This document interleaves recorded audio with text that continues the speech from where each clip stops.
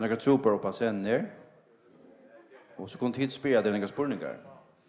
Kunde hit komma så långt fram som möjligt. Det är då så vi fyllt det där.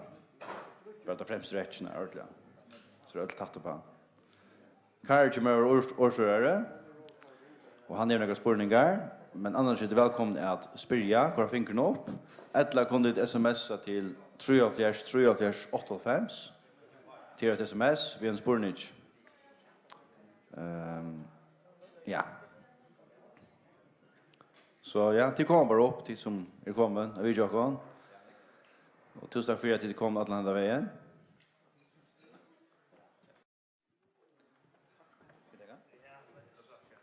Ja. Ja, det Hej, har det gått. Tid vi får få ett på av kvarjon balche eller kvarjon borre här ute. Och så huxar jag kan just ösnen kunde sätta sig mitt där. Han akkurat sett sig väl. Det var inte min fin uppåt. Kanske kan han få ordet läntans. Ja, jag kan just kanske få ordet läntans kanske. Look at it. Vi måste ha några spårningar till nästa. Men här är trutcher ställer tecknar. Det vill säga här är en 5 som manglar här till manker och här till manker. Hack ner här. Kvar är för NTM. Är det så? Och han är det där som är färdig alltså. Jag halt inte. Är några för Solgrönland? Eller vart då? Vi måste ha några för Solgrönland. Ja, det är det som är färdig om några andra är. Ja. Jag halt det manglar jag in.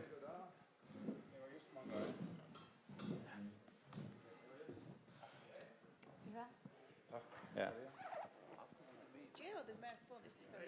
Ja, hvis jeg kan just kjenne snakke, så kommer man godt bra.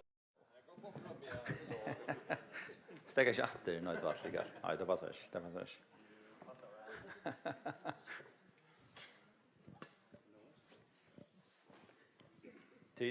Nu har vi ikke brifat til men det kan ikke gjøre nå. Det som vi husker til er spede, lyser om hva det gjør, det er sine praktiske spurninger, hva er det for fellesskaper de involverer i, og hva gjør det, og kanskje hvordan det er, så. Og så 17, så har vi det spede lyser om hva gjør det de for meg selv, eller for å involvere seg ut her på det gjør det, hva er det som motiverer de til det fra stedet, onkel fern hin ändan har med någon och vi är här och i några är toucher och onkel halka sig till arbete i Färjön eller Grönland eller Grästarna så det är inte kvar det är men det är alltid affärer tar spurningarna hade vi komma till ända någon tog till just nu är hade viktigt för mig för Sverige på vad är det som färs falsknet gör brukar mest av livet så på att vinna människor till Herren. Vi ber samman bia. Bia samman. Det som vi huxar till vi sms:en den här army bia vi alltså till så det livet. Till kunna sms:a in här. Christian har de mer. Section. Visst nu också spurningar som tid för att ha inte svär ordentligt på. Det går skriva namn i alla personer, går skriva bara generellt en spurning hvis jag vill ja. Och så huxar jag att det streama ströma det där ganska hopp till. Och det som vi också har det är att hvis nägar sitter hemma i hus. Det här kan jag ska snacka in. Att det är välkomna att SMS oss igen. Så räknar vi då få det här spurningarna vi. Nu har vi ett ordet begränsat höj och det så jag snacka till er så vi släpper inte ordet runt och vi tar allt få inte möjliga alla spurningarna. Tror kan se vi tycker nu att är det också med ordet kärna vill svära på. Men vi stannar här också. Så kommer lycka handen upp eller notera.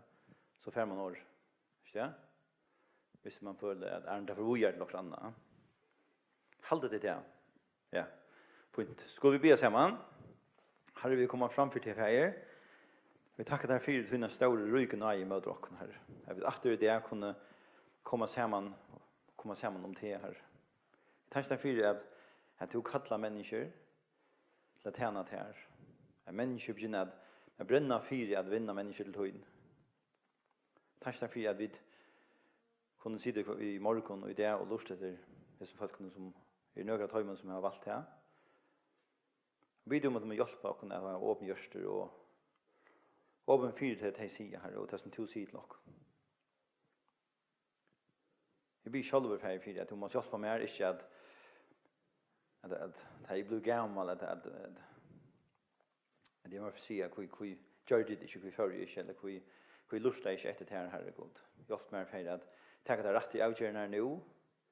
Jag lustar det här och vi kan tro vill vi må liv. Signa till oss och lödna till oss. I Jesu navn, ja, men til vi. Amen. Tid. Jeg hadde vi tenkt noen luttla rundt først, lykka navnet rundt. Så vi vet hvor faktisk vi snakker vi. Jeg var en bød her. Vet du hvordan du er, jeg just? Jeg var just Rasmussen, og jeg vet ikke. Ja, hva kan man gjøre? Ja, kom bra, gå for det. Karsten Nesammer. Daniel Arana. Elin Nesammer. Ja. Maria Lesne. Ingvar Petersen. Meyer Staus. Høgni Hansen. Lodvig Petersen. Ja, det var så jävla kött nu. Det som jag också säger ösnet och här kommer börja runt det så att bara är vi färdig till det tar långa spårningar ner. Det var och ta vidare det kanske det sänder bluesen jumper så där. North Face jag vet inte vad det här är för ska. Nej, det är kvart till det vad ombord det där. Och jag går just vad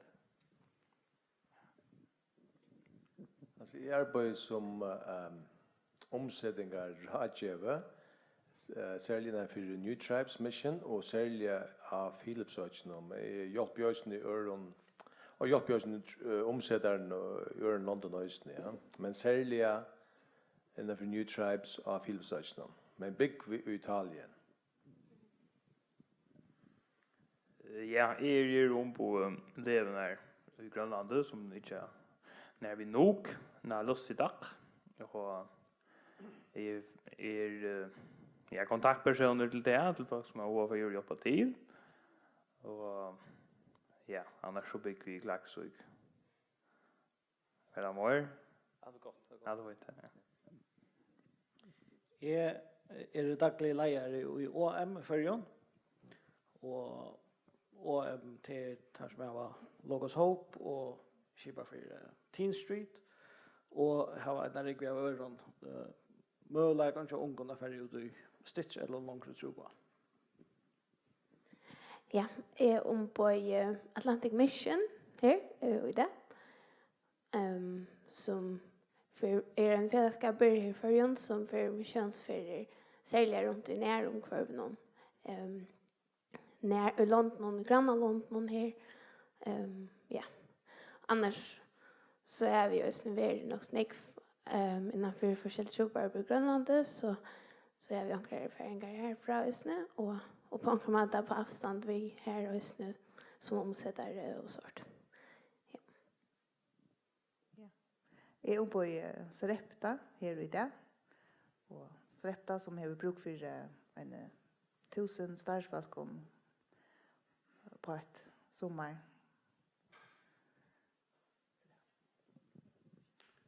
Hon på New Tribes Mission. Jeg har vært i Venezuela i 8 år, og har vært i England i 20 år som bibelskolelærer.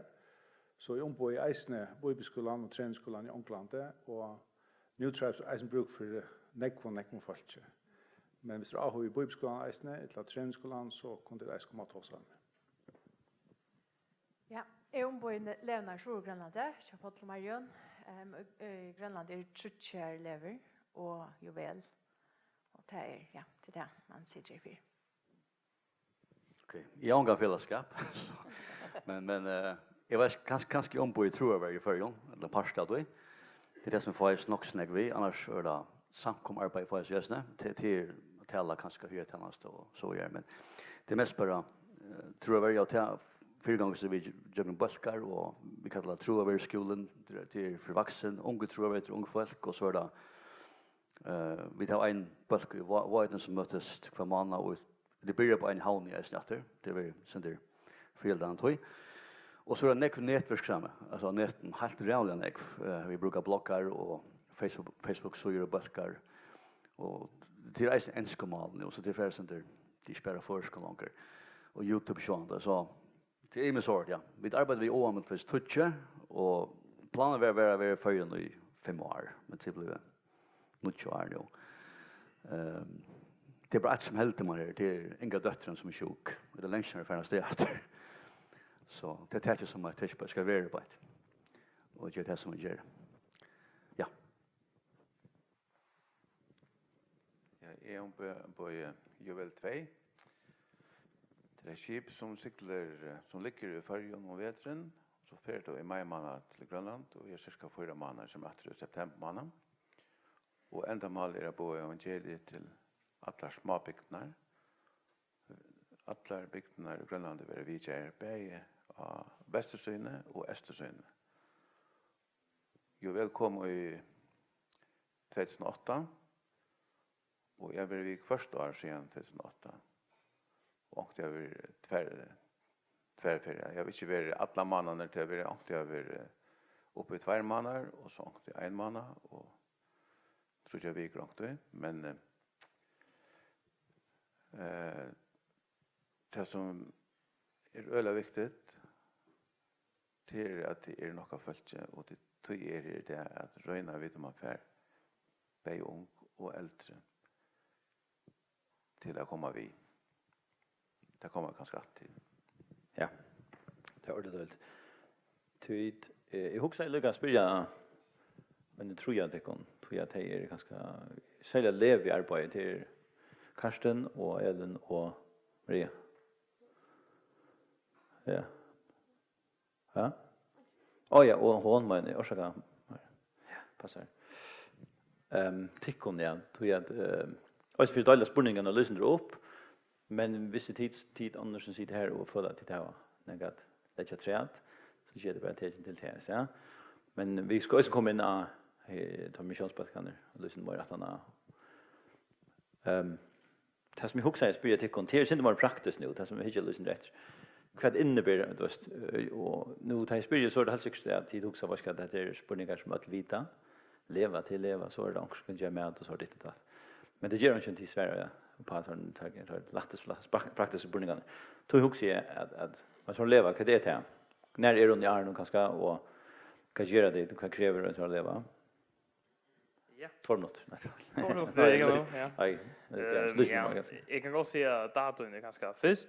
Det här framför mig. Det är 4 lever och den första är 28 jag tar en vecka kvar.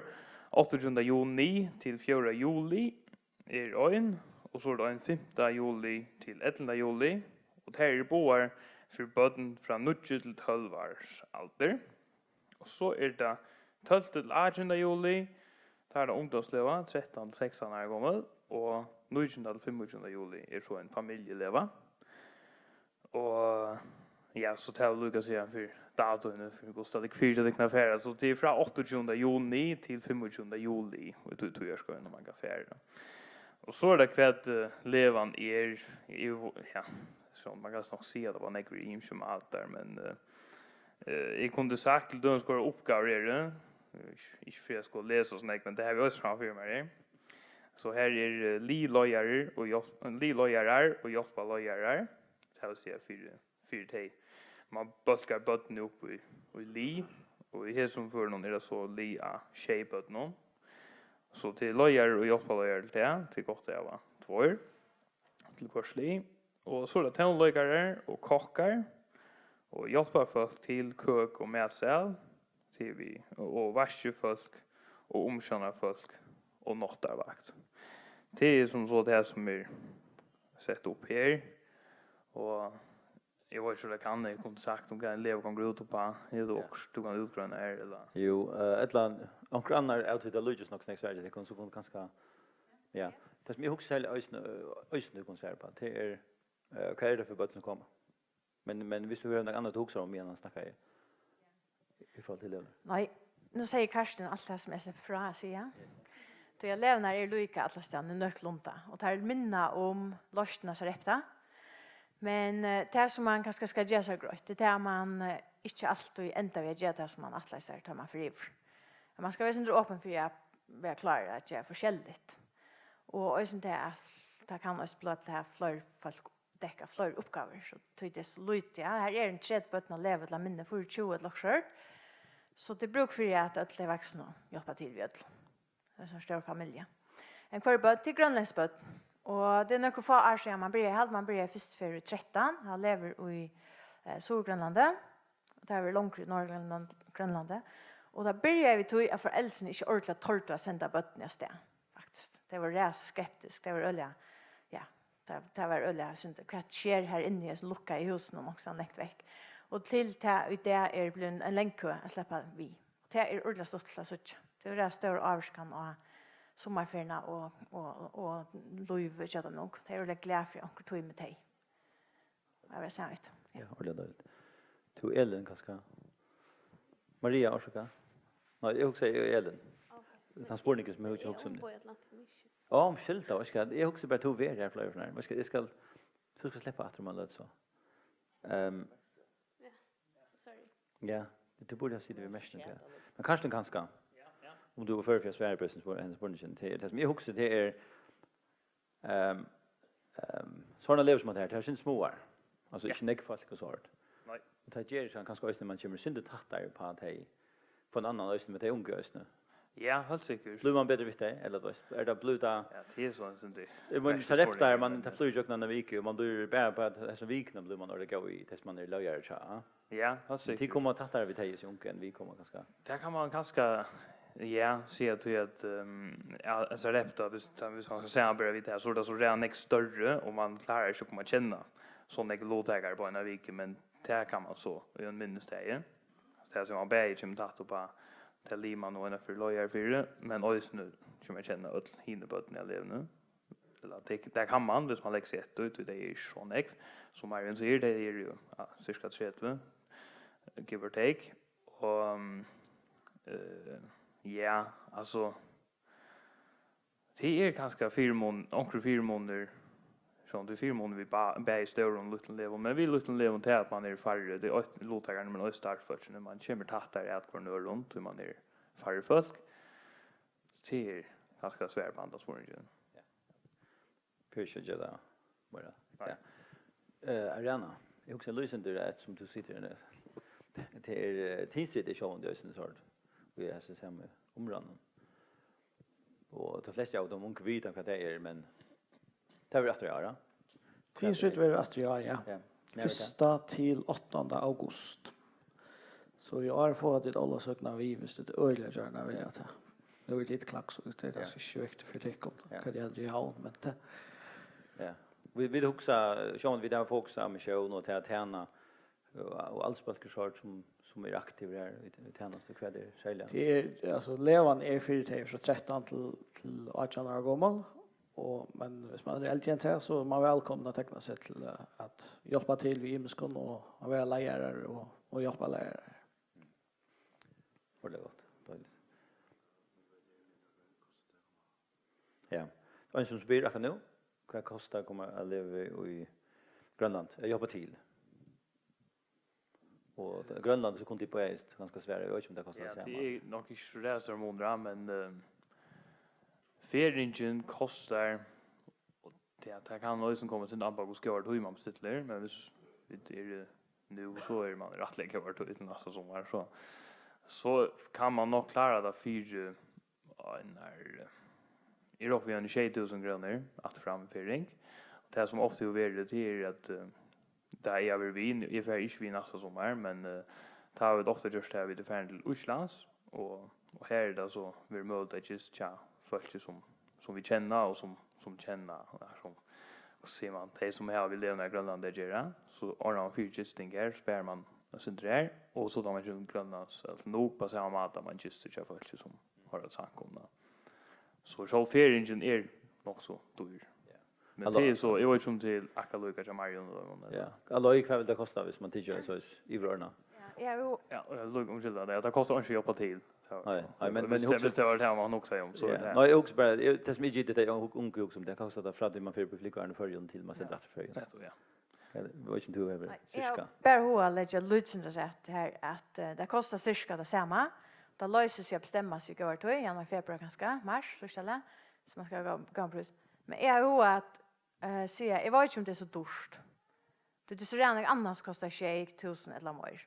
Jag får så rätt det kostar lugna och då först helt extremt nek 4 pengarna vi affärer. Alltså folk i Europa tyskar där betalar det kvitt och det för affär till Grönland så att ja, är helt inte det så dåligt hvis man vill ha ett upplevelse här. Ja, var det gott. Sorry, Karsten. Ordet är dåligt. Det var en spurning som omkring hemmen sätt så det är dåligt det är konserv på det. Jag luggar allt färdigt låg med det. Arvi för vi är vad det sitter upp spänt och vi släppa snacka jag kan nej. Vi snackar om Tinsrid Levenar och huxi lösen om skipet. Du hörst att skipet kör för er. Skip kör till färja. 2 juli. Ja. Tar vi det färjan. Och 8 juli tar komma där till Klaxskar. Ja, ja, och har vi bruk för några folk att hjälpa till. Ja, det här. Ja. Kan kunde det göra till dömes alltså då. Hej vita så skulle jag svara där. Okej. Akkurat nu är lite som är planlagt. Ja, men det har vi bruk för folk. Det har vi bruk för folk till dömes till att omsätta och affärer runt vi time som kommer skip och skulle ut i samkom för hela stället hjälpa till. Skynda guide och ja, sorting. Ja. Och här är Möller kommer känna dig så hvis man är vi ska som guide för någon. Ja. Så att la vet att det var skipa för möte och försäljare ställen och ta grejerna just att. I rocknar vi får ju bruk för det folken att spela och synja och så försäljare. Och det är spännande. Det är snackat igång ihåg om att ha skipet kommer att det bruk för den kväll. Så det Hvis det färd innan hemma så innan jag OM så är en lunch här som man kan skriva sig till. Man skriver sig upp till att hjälpa till med. Ja. Så får det ta skip. Ja. Ta skip över. Ja, det är spännande. Så får det kunding så kött som vi vidare mer. Ja. Annars är det Tim. Ja. Stort här mission chockon vi tar till ung från 13 till 18 nästan samma åldersbalk som till Teen Street. Det är en stort trooper på en touch där. Senast år så har vi sänt folk till vi har sänt ett time till Moldova och ett till Albania. Och så är det några för vi till Greklands. Och det gör vi att vi har Moldova och Albania och det som har varit det säger att det är helt otroligt stolt affärer. Och det är så en fullkomlig örvusig upplevelse än att färra en sommarfärd till Rångstad. Ta färma vi en 8-20 öron och i Moldova här färdas man runt och i land och vi kör små samkommer, vi kör trobara hjälp till vi tusen tegera och ser en annan part av hem som vi inte så här för. Jag kan lugga spyrja, jag vet inte när är inne här som är akkurat då. Anker. Ja. Två är några att dricka här in. Nästan hälften av det här är. Dåligt. Så är det hin hälften som manglar först ja. Det är äntligen för. Och det som har varit till äntligen för en tror jag att. Ja. Var det spännande. Jag kan spela lite army för weird långt annan. Är det några andra som är som OM över som är relevant för sig unga affärer tid. Alltså för att hjälpa till alltså då. Teen Street och Tim Shipe och så är det mer hvis man har alla sig för bibelskola ett lock short. Så har vi det nästan till på för det. Ta aldersmark 18 år men ta har vi till på från 6 månader upp i 1 år första läge så kan man själv välja välja längre. Vi har skolor i England, Tyskland, Moldova, Zambia, Sydafrika och så färra det är börja i Tyskland och i Ungarn nästan. Så man släpper sänder här är olika möjligheter. Det är några månader av undervisning och så är det resten av tiden att man är ute och ger tjänst för olika ställen. Och så spänningen till så kanske det här. Vad också man säger är skolan lika som du nämnt och vad är det kan jag sälja fokus vitt och kan att man att det skulle för vi i fulltid mission eller vill man bara eller bara men vill man menna dig till kanske vara De inte hemma till eller utan det stått man vill männa det till att göra mission till en part av sin dagliga dag. Om det så är hemma och det kommer hemma till förja eller om det väljer affär och restan så vill man att det ska stadväck lite ut där. Tror att vanskande folk är i alla städer och det har ett bruk för att höra evangeliet. Jag syns det hem för. Ordentligt. Tack för det. Ordentligt gott. Gott att höra. Ja, tid. Har tid i världen. Tydligt, ja. Allt. Jag också lyssnar för att vi är till vad ska jag lägga först. Jag vill vara i Grönland och lyssna. Det hade vi tänkt Grönland just nu. Jo väl. Du kommer till syndrina när det första och när det kommer efter. Och så nämnde du till cykla vid skipen i mitten småbygden där. Så kan komma syndrina för kanske vi för uppgifterna är det. Och vad det så gör att det kommer en småbygden. Ja, man kan kanske fortælla hur en dag är. Vi kom ofta till en bygd och det är sommarluttlar som är större, men det är helt ner i 35 folk sommarbygden, men som man ser en bygd som är omlai 100-200 folk, så färre vi börjar att finna ett hus vad jag kan ha möte i. Och till Sållas och Grönland, det här är det stora månen med Flow och Fjörre, och det är inte så nämnt att lägga ät. Man kan gott komma ät till Flow, och så hvis man ligger för långt så ständer banorna av grund och täpper till. Så vi väljer ofta lite ute av rättne, och så brukar en moppa till att cykla in och ut. Så tar jag funnit ett hus, så skrev jag det en inbjörning, och färd runt vid inbjörningen till i kvarthus. Och där rör man gör det också tulja och det är något vi tar ofta möte samma kväll. Och det räcker ölla gott. Det får alla veta det. I Grönland är det så att kommunikera, här brukar man talver som är runt om i bygderna. Och vi tar ofta plakater att sätta upp på talverna, och det är ofta bara ett sted här som det är det köpa en handel som det får de flesta börnar som det bruk för det. Och här har det en stora plakat utanför handeln, så de flesta folk som vet inte handeln kanske en från dagen. Så är man nog tulliga vid dessa plakaterna, så får det en besked på den maten. Så vi räknar att böjnen skulle komma ut om alla bygderna, eller så den lilla böjen, och det är böjner kanske 1000 folk. Och ta här ett väldigt så jag vet det färn runt, men det är inte sträva, men vi har gjort det i nekvån för den. Tog att det ofta det som ligger ut i ären, det får vi inte böjene hvis det ikke er färn til handels. Og jeg har jo kurset den tanken da jeg er ferdig ut, at det er kjelt at det er noe som ikke har finnet på om jeg vil ta møte. Og det er ikke veldig ødelig vekk, og det regner det, og det er sol, og akkurat som en färjan. Och det är så ett av de arbeten som man gör till om dagen och till så kött som möjligt. Och så har vi ett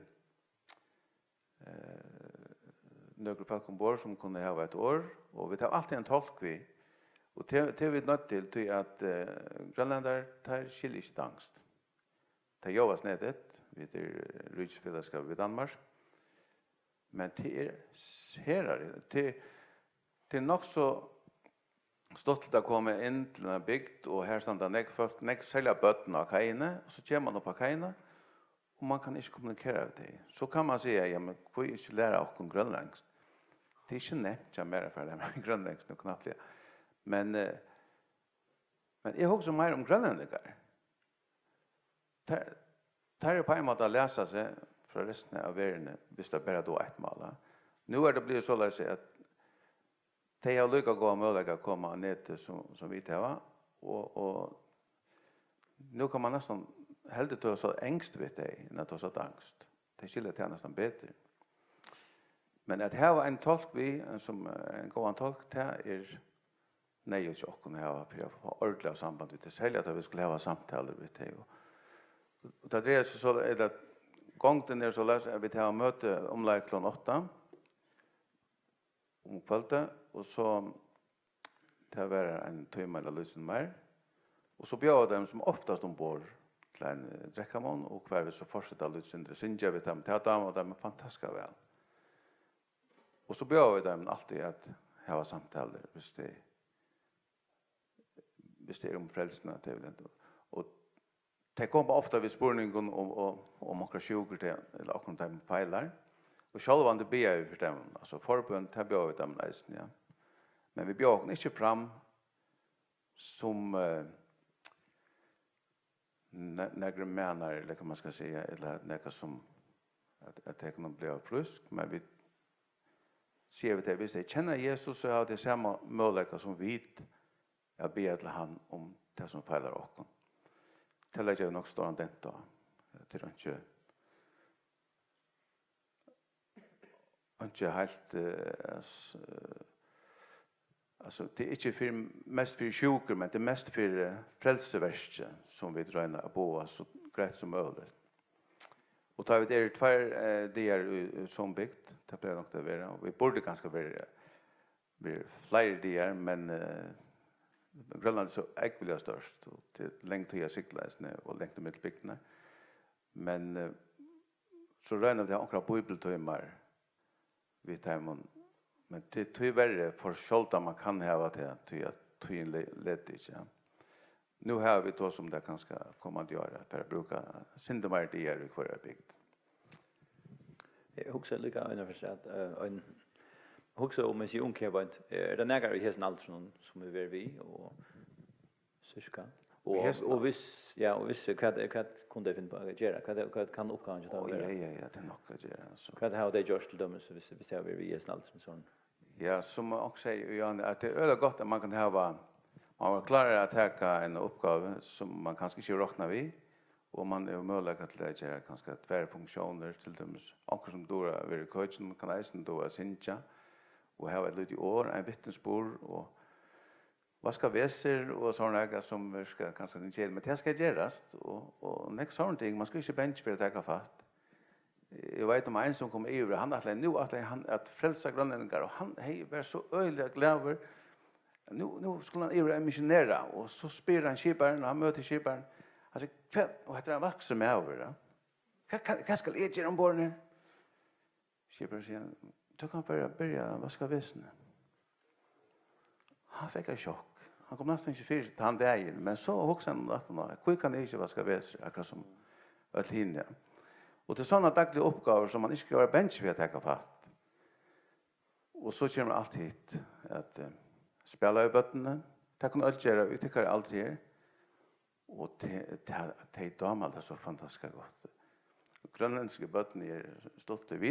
Hvis vi så gärna cykla i omkring bygd, så får jag cykla vid dem. Och ta den på moppaden och en stimetur och så ta dem. Det är helt fantastiskt. Jag minns det en liten gente som så kommer han in ombord baden och så säger han med han den jenten har för att gråta till att föräldrarna de hötte sin egna bad vi och att hon inte slapp i åkare bad som satt nog så cool ut han är radar och allt möjligt så. Hon för att gråta, jag säger för hon att gråta så jag leper i moppaden och stämmer att han nöjes ner badningsheimen och så säger kom bara ombord en tur och så, men hon var så lycklig att mamma ville komma vid äsne. Och hon tackte bara och det var luckan för det kvalitet hos sig. Bara sådana små ting man kan lägga mest till luckan så där. Cool. Dåligt spännande. Ja, jag hade vi för liksom vi är det.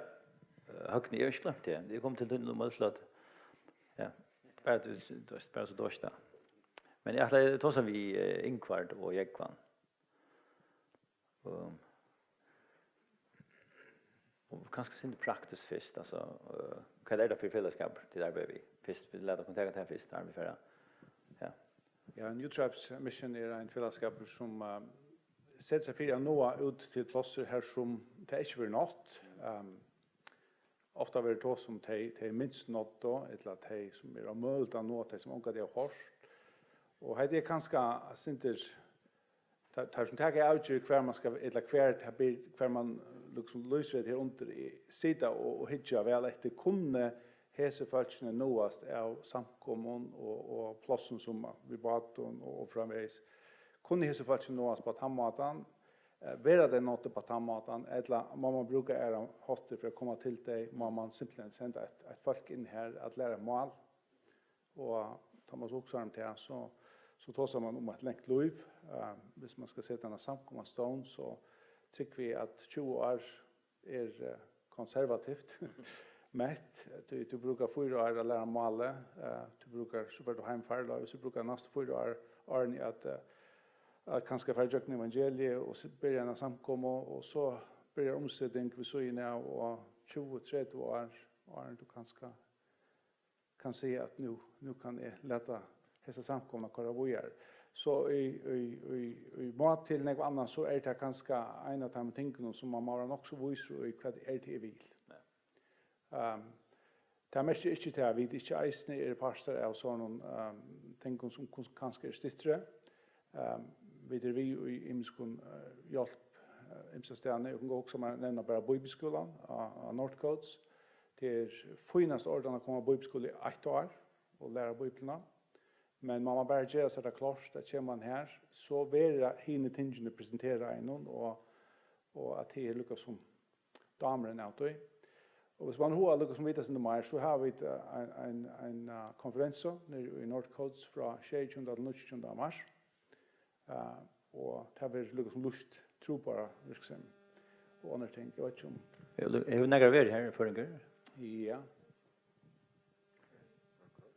Peter, några andra? Och snö inte att här. Christian är inte kom Christian. Christian är inte Christian är inte. Några effekter vi att Christian vi är snö. Christian. Ja, rätt nej. Dåligt. Tal sig det bibelskolan är snö. Ja, här bibelskola och så är en malskola i ändan, men det är inte nejut. Det är ofta hvis man ska in i en stammo. Här som är skriftmål inte gjort så får man tankunlagan här. Ja. Så tal sig hvis man atlas här ut i längdtid mission så får man vågar. Så får man vågar till det som heter träningsskolan. Ja, okej. Malskolan som tar sista pette är ofta hvis man vet mer kvar nu gränliga man fer och tar mätt om att akkurat här vill det står törver och att ha en vågar malkunlaga. Ja. Det vill säga då att ge skriftmål och så framvägs. Och jag kan ju säkert greja mer från han vill jag nästan inte. Ja. Och du är kvar? Jag har själv i Venezuela. Ja. Jag har gått på bibelskola och i träningsskola och så får vi ut i Venezuela ut i en stamme som heter Yanomamo stamman. I Venezuela, ja. Så med tunne arbete här tar vi får ut här och så får han hem tar vi kom här och ja, här var vi några år. Ja. Ställ sig till avlast starvage honom eller? Ja, hvis man kan se att det så det störst krav alltså det var stor kvar och jag får att lära mig målet och är vi var i helt leo så var det politiska avgör som gjorde det att vi får ut ur tystammen. Okej. Och att något här har vi varit i utbyggmenchen alltså det vill säga att vi vill lära under på skolan. Ja. Du vill lära här i. Jag vill lära först i Venezuela och så igen i England. Okej, så. Ja. Jag kan du vill ju samla. Ja. När var det? Ja, det är så länge sedan det. Ja, okej. Men bara för Louise center alltså i minst det två händingar det var bibeltema under byggt när såna för Jakob. Och det var lever en bibeltema. Så satt människor lusta till alltså hade väl nog gott som du säger men vi förstod inte ett ordet. Mal kommer oss vanligt. Ja. Och så det var öle håla det går höjla timmar till huset att när sån möte. Men så nästa möte nu var det att räna för och så nu är det som byggtna. Jag bibeltimmar. Och i röstel skudja för att då mal så väl. Okej. Det som ligger mitten här så på händingarna i 20 år. Så det lyser alltså att det är inte några som bära bomba så. Det är jävliga lunch och det är alltså hur arbeten som vi tar som här att man ser på man to gesta att öller spänt på att klappa för där. To gesta att det är gen päda klappa för där. To gesta att det har glömt det. To gesta till arbete. Och det är nog lustigt. Kvar var det du över? Jag var Philipsøys nu. Är det en stamma du gör det en big Alltså ja, vi var ju under stamme, där muslimer. Ja ja. Och så det var muslimer nek mittlen ja spännande arbete var det. Det var akkurat folk och lugga strömmon alltså Janna mamma folk som ingår där på militär tilltigen. De som man säger enskon in your face. Alltså akkurat folk går nek fitt där. Ja, så är det. Ja, så I tror också att ta som det sen borde ingår. Inte att det timer tilltigen akkurat var det. Vi kunde det stått vi kunde få arka akkurat folk och så alltså. Jag checkade över 1010 alltså det. Men så en kon har så jävla benchen och så på ju så inte benchen. Jag checkade när rick vi tonne jag har tre folk som är död. Ja, det ja. Så vi tar dem så men det ordentligt alltså nej Ingvar det näck mer rape om det kommer till fast yes. Hur långt är det ute? Alltså vi var Philipsøys när vi var Philipsøys. Och stammen var 12 år. Ja, vi var 4 år. Ja ja. Så jag har inte att säga.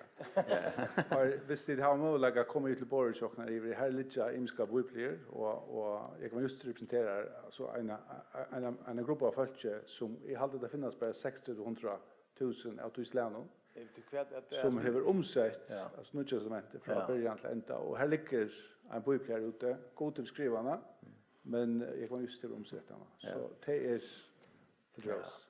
Ja.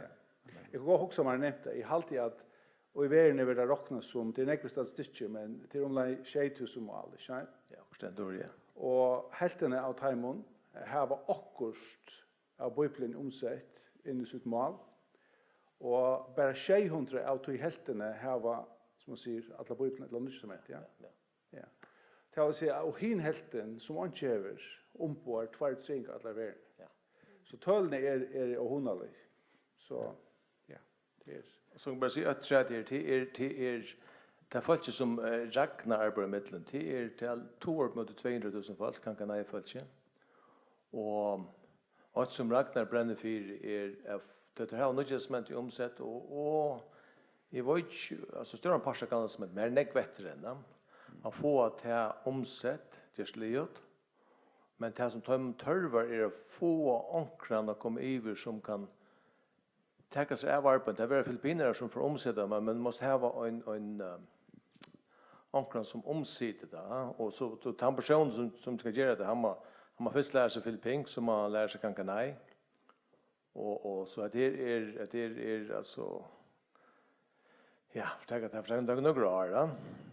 Och så det är det är längt projekt. Ja, men det visst omkring här som huxar om det också om alltså to pures inte vara geni i det formal. Alltså effekt det är skola effekt. Jag vet inte brukar ha det skalan det 6 8 så alltså. Jag vet inte hackretölen där men fick något det hackretölen alltså. Okej. Men alltså enskon och tyskon och så effekt 6 och 6 med och då hade för gott alltså. Och jag bär arbete mal att Louis alltså så det pures inte vara så geni i det formal alltså för att göra det. Det blir inte. Det kräver ganska bära till eller inte bära. Det kräver ganska sälja till att man hällde vi och inte att det är ståtligt. Ja. Du nämnde det ju det också vet du som relaterar till inte till hvis man kan lära näka ur Lord of the Rings. Ja, akkurat. Men så ja, The Lord of the Rings. Det där så filmen eller sövna, han. Men så att hör först det turen. Tar kommer inte åter hemma till för en ändan av Lord of the Rings. Detta var inte en stor tur. Detta var snart det sommarfär. Och det är alltså nämnde möten jar att alltså det andra Louis är ett länk lutnia som lag, ja. Och det är att blöva vi och så det är inte ändå det att det var bäst, det var så väl, men det blev vi. Ska jag säga men han så skriva I Rombrev 9 för Paulus. Men så ska jag säga Tertius ta mest 3 trälener I hemmen det var Primus han var bäste, Secundus han var näst bäst. Och Tertius han var 3 bäst och Quartus var 4 bäst. Och Trahover som man bara jag ska säga Tertius han var 3 bäst. ganska spurte Paulus Primus, han sa nej. Sekundus, nej. Så ända vi Tertius. Så det är ofta vi som är Tertius. Bara de tre bästa som färra. Färra, ja. Dåligt, spännande. Luka, vi fick oss mest här. Hvor valde du filosofierna? Eller vad gjorde du det? Jag valde filosofien i Slapsken Indonesien. Vi skuldfärd Indonesien, bor jag i 2 år, finns jag inte inför löve. Och så ringde jag till Ola Grömma och spurte han om möjligen ganska affärer som alltså fyrbils, spärrade lite Philipsöjande och hjälpte här han tog, och han säger det är inte det praktiskt, men alltså han säger faktiskt ja, alltså hvis inte först inför löve, då är vi bara boja. Så vi sätter ju det, så hvis inte inför löve innanför det var alltså 1. januari i 46, så flyttar vi till Philipsöjande. Och det gjorde vi så, och kom så till Philipsöjande 18. januari i 1946. Så, och det flyttade till, ja, så valde vi den stamme, och det är en längst så också, här en lödjung här så. Spännande. Ingvard, Venezuela? Ja, kui och vad? Ja, och i 92 tar vi var i bibelskola, och vi var hemma av ekonomiska årsökning var vi hemma, och så blev vi spurt om vi kunde komma till Venezuela hjälpa Simon och Daniel. Och här var vi sekundos till att Nils Wank och Miriam var be om affära att hjälpa till familje. Men det är ju akkurat liksom bestämma sig för att vi är i träningen och så för Grönlands. Och så blev vi be som sekundos, och vi får så ett år här. Och så tar vi för hem efter, så fortsätter vi till träningen i 85, och tar vi var liv i 2000, tar helt vid att ja, vi följde inte att vi kände inte att några andra var hejtare än det, så får vi det här. Det var så. Så jag lärer här nice. Ja, akkurat. Det var man också minns att ta vi. Några andra som spårningar. Ja. Ja. Då ju också säga att spekla kommer in ganska sitta personliga spårningar, är inte helt alltså bara perfekt att kunna färra ut i mission och så där att spela komma sin runt. Och men Arne Atlar här så ja, så också säger Lukas blir högna om vad han gör, och även nu vet jag vad han gör, och jag hade det otroligt spännande och viktigt arbete. För mig ska det syns som ett arbete med det unga det är aktion synd för skämt. Det är släppt att synda fjäll. Vi vet ju ordentligt vad vi skulle göra. Vi vet ju ordentligt vad hur vi nu vad det unga det. Ungdomsmöte är det gott, men det är nästa som inte kommer här. Och med andra är det några som kvad Sean den en lång kom in att hej det är inte för sjuk, och jag ska för inte säga jag är glad för att det är sjuk, det är inte, men vi är glada för att ha det här också. Men kvad fick till att välja akkurat hatt arbete. Tror jag, ja. Ja, och i mitt ung så det. Tror jag blir nog det för vi OM till England i 92, och det är Bradford, på en fotboll muslimon. Och vi var 3 veckor. Vi blev saxar ner, alltså man tycker jag har ingen chans här. Vi måste hem och läsa väl på, och vi det tror ju på. Det var början till det. Så får vi GLO i 1 år.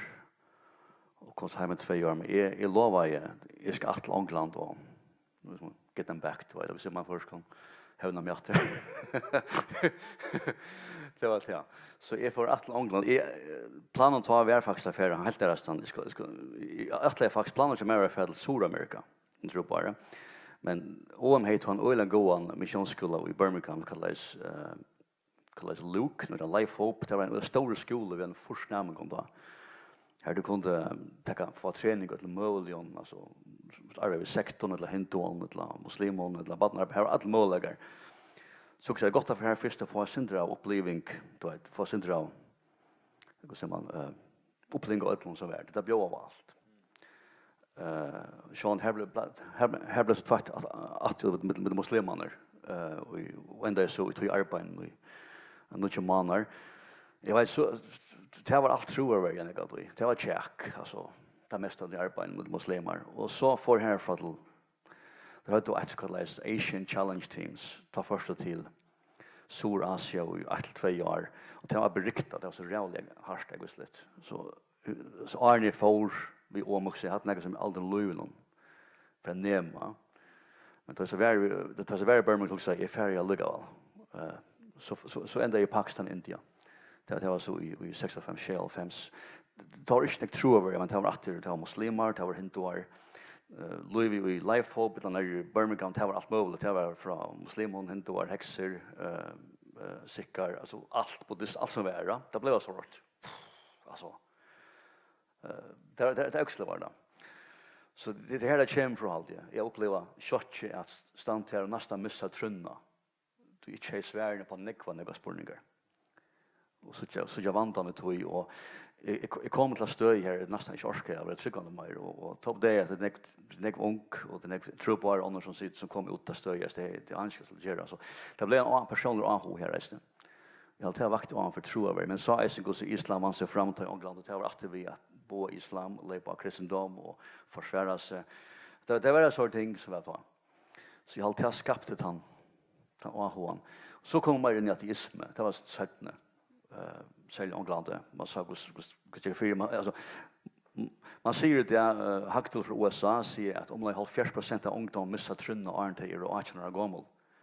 Och negativ och det vet från förrjorna snäva och negativ som ungdomslärar säger att en orsak till att ung missar trunna det kommer att troa kreppe. Så att den löven det kommer tjon in här. Och tackar vi ska orsak till men det kommer att troa kreppe det har vi svärre på spårningar det för gänga skola och det var heckline av spårningen och är hemspinton. Så att hörven är allt igen. Så att det hade kanske tog för en gång vi tror över. Ja, och det gott. Hemspårningen att det var ja. Och en som spyr kostar andelig tjänstgöra nätnon. Inte alltid andalet. Nej, det är tors först. Det tycker länge tog jag lära tjackast. Två ting. Att vara andelig tjänst var silig tycker en evig stod att lära. Det blev real ytterligare. Det var England, det var muslimer, det är öl aggressiva. Förfärligt att hålla på och till man ska vara reala starka för att inte missa. Men det lägger man lära ut in. Det går inte väl först nu. Slett i rörig, man blir pura sväck eller så. Alltså först, ja. Och det blir hållt lätt. Och så kommer men det gick väl i England. Det gick, jag var med gå folk. Och jag var med folk som verkligen går i islam. Verkligen här att vi alltså. Ordentliga. Saxa islam ner men verkligen älskar muslimer. Balansen är fantastisk. Muslimer sköt och så hos folk som var faktiskt gå i och men det här men vet vad det det jag kan vara trubbelagarna. Så lärde jag time on I think tells jag vill en chat som kristna där under det av islam. Från falsk någon 18 var gjort i åter samman. Jag var där för flow någon stackar vitt där gå ut där. Det säger center. Has balansen är jävla grafinna. Här ska ordla av hjälp från det gott så. Men det förra var det just där. Det är som blir nutchen åter. Det är problem ja, nu åter jag kan ta som fasna. Som tog nära mig nu all den 3 4 5 år är fan balansen. Bara oss ner. Så det är ju alltså i such avskar. I such alltså bedlamus kristendom svärar. Bara Facebook så jag ner då. Hon är ut i mitten 3 och 5000 föringar om vikna. Det är en förfärlig rikval. Ta det kan man ötter alltså alla spårningar, allt det ströjas vi. Alltså allt det här det evangelie och alla spårningar som det här man simpelt täcker allt. Man bär löjbrottar ideologi och man försöker kristendom och man försöker spårningar. Det är allt möjligt då. Och det är en kolossal avskan, det är märkt, det är att säga en tjöken tøyna. Men det tycker jag är jag kom här till att folk börjar lusta och vira att det tycker en tøy. Man ska lära sig det till I think man ska lära av earlier och så kan man se man vill nästan. Man ska se det vi wisdom chant. Men hade tagit tøy ja. Så ja. Så det är som vi är synd när vi kan och ingvar där det tål. Ja, man kommer köra på en väg man. Ja. Jag har nästan nu i kommen har funnit balansen. Vi förska chat nästan nu halt. Tror jag kanske sälja tors först att fortsätta att kämpa att ha i ta i hur kanske sker det. Men då man tror med kanske inte allt lika väl. Ja, så största erbjudandet det är inte att checka det är att läsa. Det ser det som en intention. Jag går sitta 5-6 timmar dagen. Och det är inte läst en tersping. Alltså det som jag måste läsa en bok som har en massa information och jag måste simpelt summera boken i 20 sidor. Första och det är bara punkter alltså det är bara punkter alltså likla sättningar. Och så kör det 18 det man kallar mind map. Då får jag ner 4 arska mind map så åter in i tvärsjöer. Det som är boken i tvärsjöer som får så här. Ta punkter mot allt dåast helt någon. Så då punkter då i boken. Och det är just här vi det är skång vi har hållt frisk böcker och du vet den hela sig slutligt så han klarar sig mer.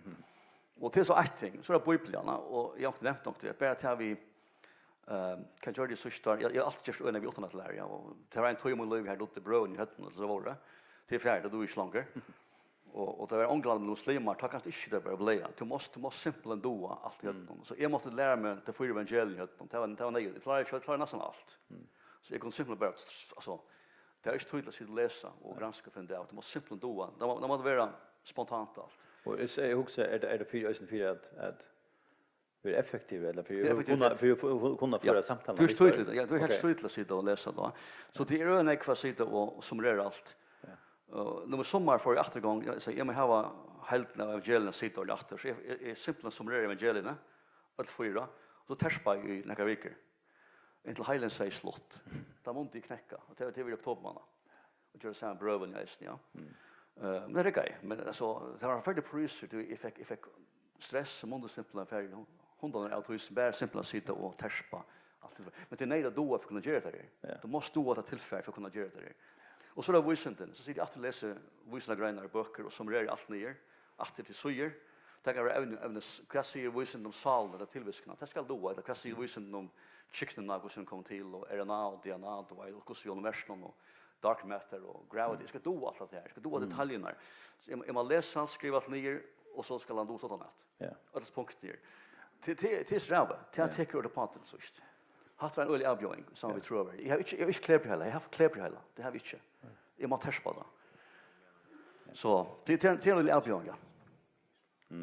Halt det. Ja.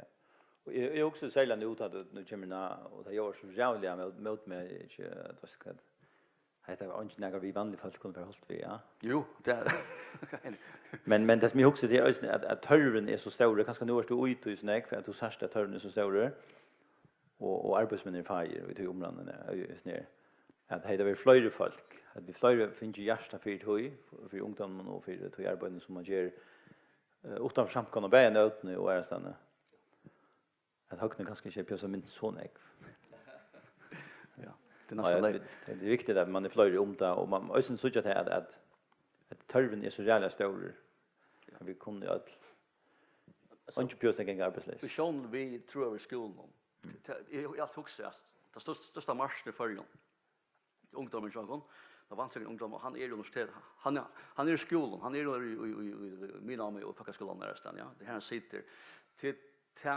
ungfär förjon som mindre och samfulla det är allt sker här sitter för 1000 är förjon skolan det är för 1000 inte det bara jag vet inte det men jag tycker här är marschen jargon och tar bästa missionären här till tid själva som är ung så tror jag skulle ända man här att ge anboende vad är det och då jag tror över acting till det ena det är inte allt men ända man drar sig väl att ge alltså hur man last Gusman tosa för Gusman evangeliserar Gusman fyller upp jag tycker lite på en massa möten alltså det är säkert det jag tycker det är viktigt till en till en nå en person träna upp alltså gelärsvanar till det som är bättre mest för det kan allt göra alltså jag också att vi gränsen tryckvande är upplärder i att gelärsvanar att grejen personer från labelskapten att svenska sportningen att tossa vi gärna fylla upp att vi som har brukat ja sånt ting så kunde att nå en och mer det är växande och vi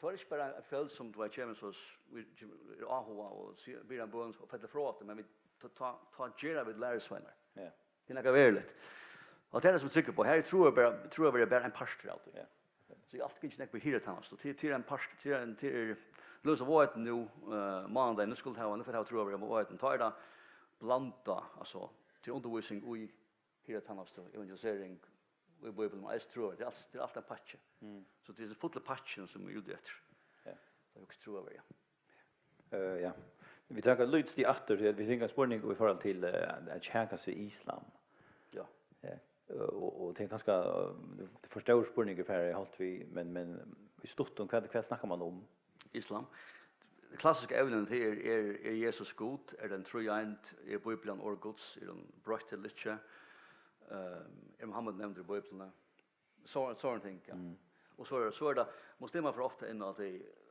som spåringen som att istar sätta. Så tar det fast muslimer så är det ofta som även i åter. Okej. Alltså alla andra på bibeln och kristendomen och söner kristendomen.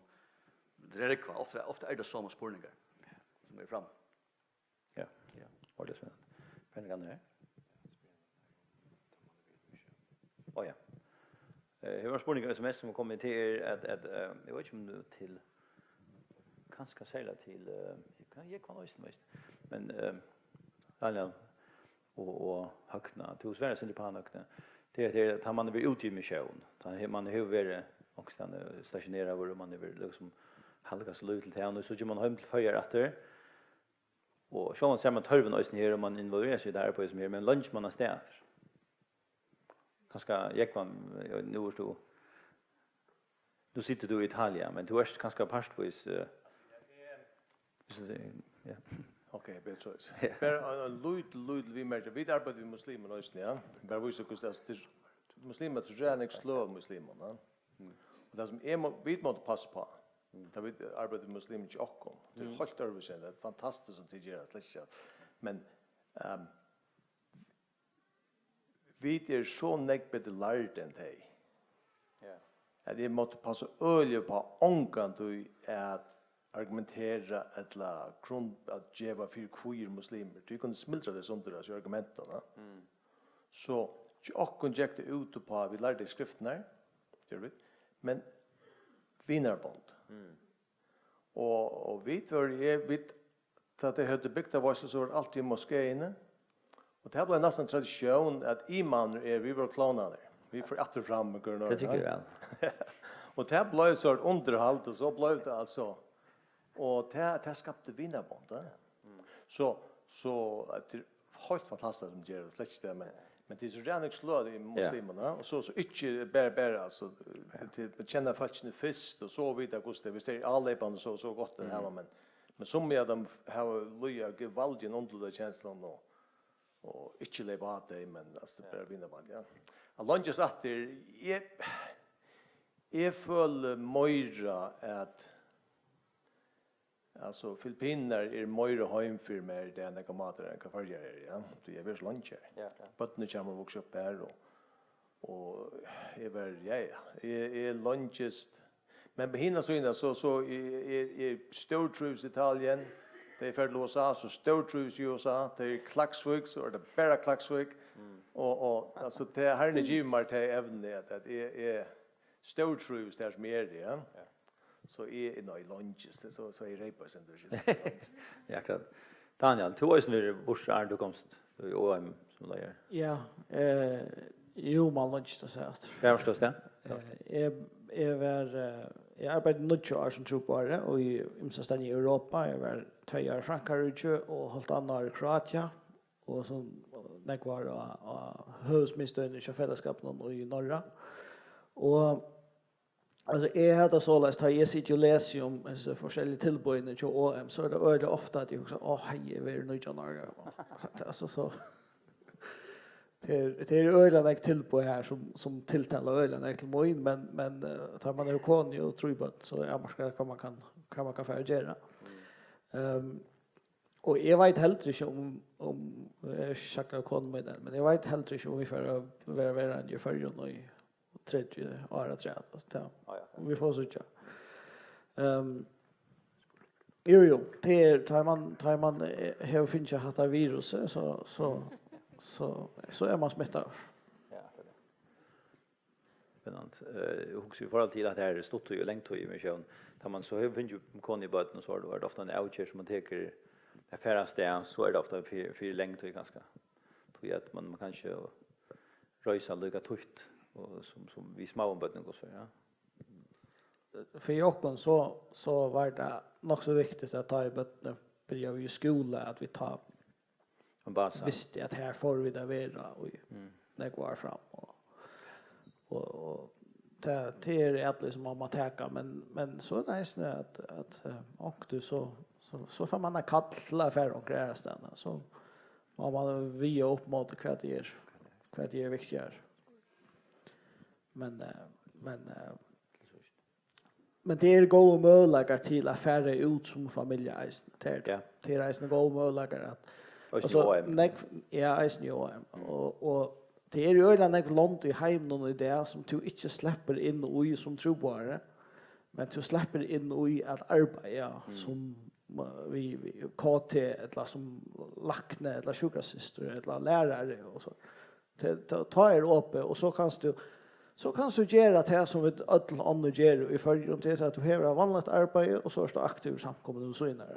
Och det är en stor möjlighet för dig och det är faktiskt flera trobarfällskap som har slise samman och har en hemmasida och han heter scatterglobal.com. Scatter alltså att spridas ut. Scatterglobal.com och det är en starsportal. Här är en lista av arbetsmöjligheter kanske. Du kan färra ut söka om arbete och så. Just aktivera i samkommet ut här i London och det är flesta time London och det är eller flesta time Störven och det är Kina och i arabiska. Ja. Du Sverige sen du på hade gjort då alltid. Men lunch då där. Och kvar vi sitter. Ja, är lunch helt något det är kommer helt galet ja. Jag saknar nägg till som upplevelsen från det år helt ungar ute i Pakistan. Till och med nu är gift för allt. Jag kan inte leva på andra maten. Men det var verkligen gott upplevelse som sett en explorer med. Jag mer törver. Alltså, det är väl törver ut i världen. Och det är också nu läser jag om Thailand. Thailand är 4,000 samkommer som inte har några samkommer läsla och undervisning i röver. Alltså här kolossalt törver och uppträning och undervisning. OM, det kan svärta det var det var 15 eller 16. Lustig vi en ankra kom ut till Nepal att uppträna 500 nya samkomlar. Det var Nepal. Alltså törven är kolossaler i London och kommer till uppträning och undervisa folk. Det klarar ofta själv evangeliseringen. Men det kan ju kötta lätt några stand. Det blir inte folk frälst, det är några samkomlar stående gör, men det är väldigt törver för en undervisa. Ja. Hur kommer till Afrika, här gör man en öliga fejl via massa evangeliserade land eller kött kanske och inte också någon om akkurat här. Akkurat för in och träna lejer upp och få en hirtjänst och discipleship. Kan det vant kanske kan nu se i det men blir att det år inte fyller vi och tar man läxor efter det där och att bränklare kom in och eller bränk praxis så är det nu för tänk väl load som inte borde load då. Ja. Lars Hattler Mortensen som är i Japan att han så stor katlon till för runt undervisa i Southern London här läggplan kristen men han undervisa i det. Det är stor törrad ja. Vi tar arbete på det i Hattler vi alltså är färmål till Nepal i mars månad. Jag finner sådant om vi då är också som Pakistan och Mongolia här händer reisen det går så det kan bli för men här är törver det har aldrig drevet med center det också förra land till stor törver men alltså de också de törverna är stand där reella stor också man Europa lötna kanske alltså stå i Europa i rörliga Europa reella mest och som alla folk som kommer in i Europa flyktingar och annat till öligt törver i Europa. Helt otroligt törver. Ja. Så det är helt drevet med sin rot. Ja. Spännande törver ja. Ja. Gott jag kan höra det här just nu till att Ronald man hoa period hoa. Och jag lägger jag lägger är vi färdiga till torrsysselspårningarna. Här det att det var det ganska mer det kunde också den ut nu sätter han till det till kvar gör det tid för ju på att starta det för mission stod till mission i OM att det valde jag vara aktiv i Levon ösnä och ganska vi i Loslesen till Maria ja och ja kanske kan motivera etik och gör det till en tid så det är till att det var sport eller att det ville färra ut. Men Arne färdigt transporten så hade Luika att ha en SMS att det var till tog. Är det bara folk och brödsamkomna som släpper vi här? Nej, det är det inte. Allt som är att komma välkommen. Och det ständer en lista av 12 minuter av Jakob till maskinmän och några törer, alltså styrmän och kockar och så hvis onker du jobføre, du er synja, eller tala, eller som er vår Janne, eller vaska og sånn. Hetta vi at det er snakk praktiskt ombord, men hvorfor tror grein man hör till, alltså. Jag vet inte om det är klara en muslim har haft vi. Han är kanske bli omvänd hvis han kommer vi. Alltså jag hade vi tagit mot i ötlon som inte är extremt. Hvis man inte klarar av en timme så är det nog skällt. Det ska vara folk som kunde vara samman med öron folk till öla viktigt. Det kan gå ett högt upp i. Det är bara en som hever vill akkurat som arbeta motor eller så där. Ta blir det kjele för allt timme, men det känner allt som jag har varit i teamwork och såna grejer att det man köra. Och sen tar man för vi ju väl så är man nog ofta längt och inte chanser att bara vänta via och se det en av ett lag. Här är ju flowvattler och möjlighet för att komma hem. Alltså bara här och nu alltså man cyklar nog snä och ska vara fler där ombord och det är öliga viktigt att samarbeta. Och det som klarar det kommer öla längt. Och jag vill bara säga att brödersamkomna är det slett inte bara till nämmen följande. Här är det nekvara meningar. Hvis det är 100 folk och i Ebenezer till dem här som jag kommer från, så är det 100 meningar. Men vi jo väl har folk från Intermission, från Pinsameinleiten och att de möjligheterna från och i ötlen aldrig kan man säga och teorika helt stärkort och ötler blir en signa så vitt jag vet. Tack för det. Jag har några helt stottar SMS-spurningar och tar är ganska inte stottar men jag vill flott att vi klarar just där stottar. Men vi kunde gå bli vi allt kväll men det är inte så så hvis vi får runt jag får sätta spurningar ner så att jag kommer lyssna när tar shout ut spurningar ner och till tar personligt men det här kan också bli lunch men vi hade brått bara ut i klockan för näck.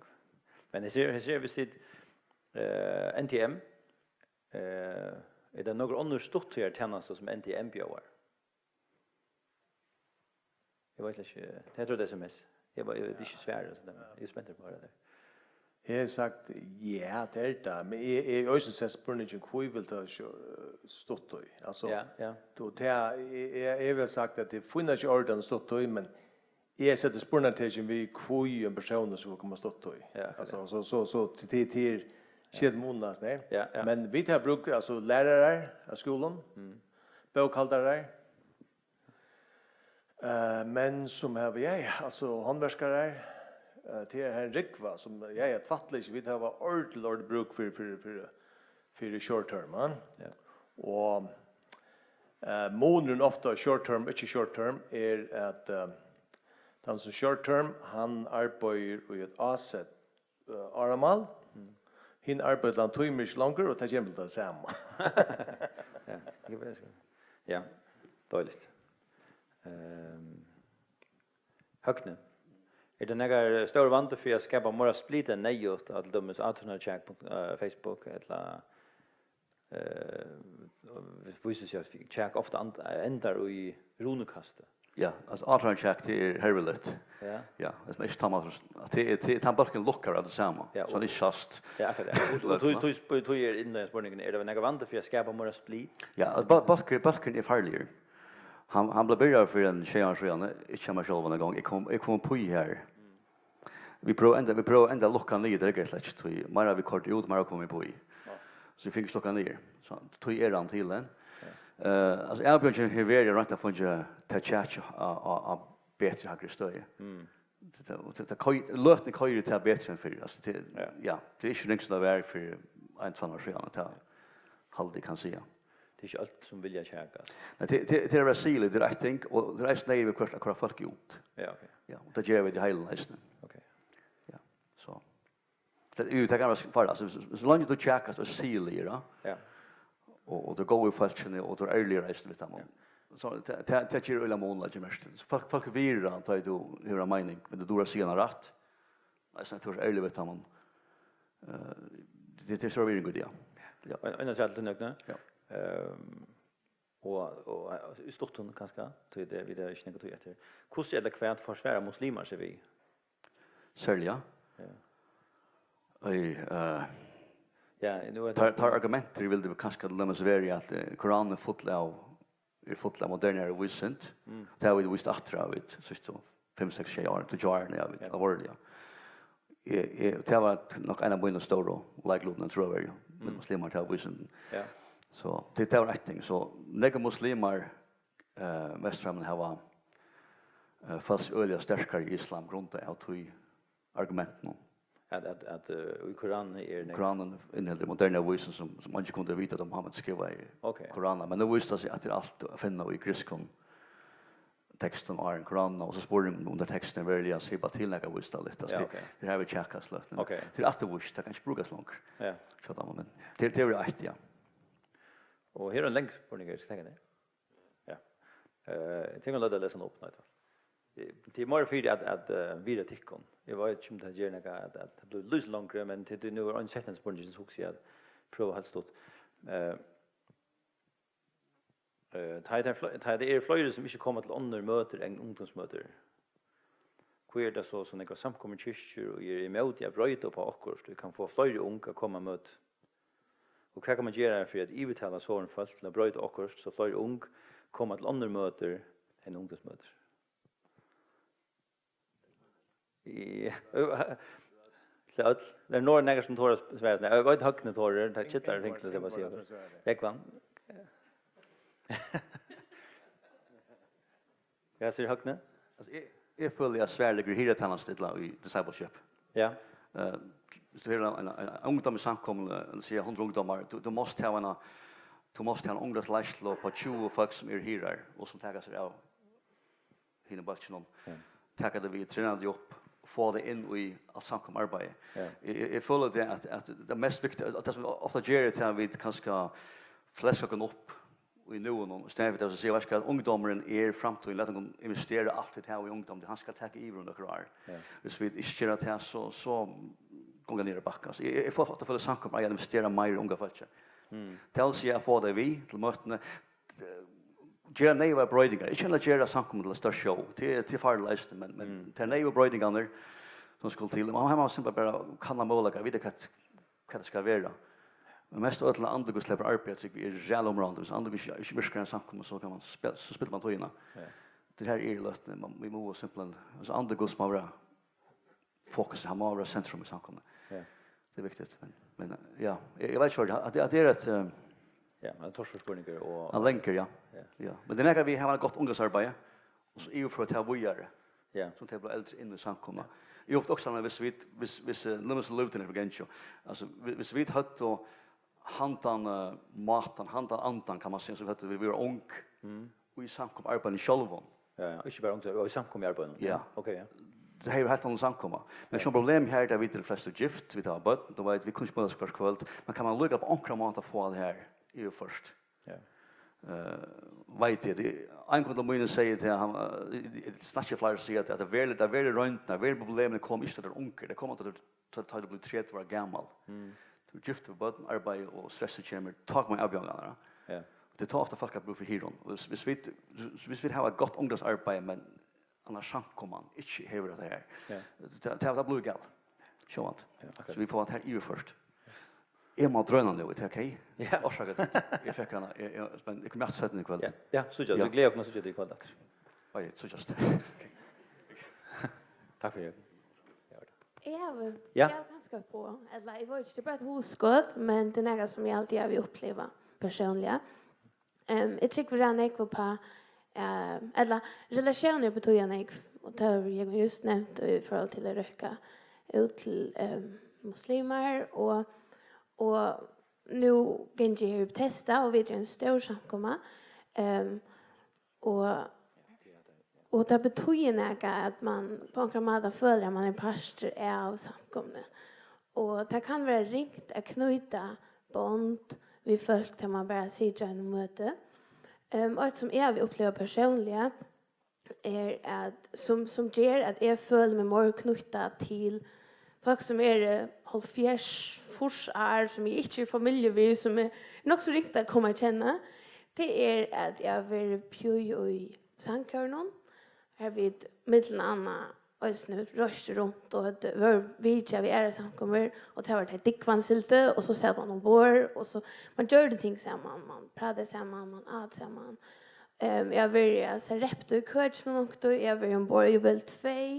Vi samman vi följer i mission faktiskt och i andalion arbete och det knyter bond mittlen ung och gammel och I halte på ankra mata så avska det samfunnet som man så upplever i samkomne. Så det ett som gör att jag tycker vi är på att vi i imskons läge av trooperarbete på tvärs av altron och så där till att vi älskar att Herren och vi är ju också i Kristus. Men vi som tryggvande i samkomne här var imska mättan är faktiskt. Det gamla har en mättan, det unga har en mättan och allt möjligt. Men tar vi så att vi älskar Jesus, vi bidjar Bibeln, vi älskar han, vi älskar året. Och vi finner det av att det är att det är ösne och vi tar nog ting till felax. Därför man har njuta sedan möte, självt om sangstölder, alltså så är det lika mycket för stilen ner. Det är som är det rätt.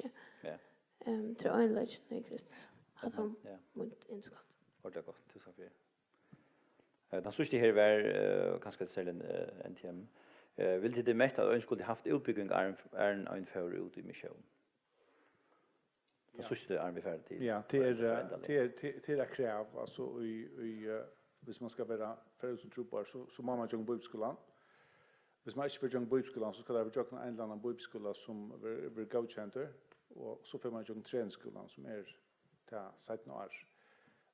Det här var vara döme om att folk får ut som det som vi kallar associates och som sätten blir limer men skalt är allt som har varit jobba där rå förra nämligen affärsjobben träningsna samman. Det är en viss ethos att han för en fällskap som akkurat som det är en ethos när för bröder samkommer när flera samkommer vid liksom skilja kon annan bättre det där vi jobbar med sån träningsna så det är en god investering ja.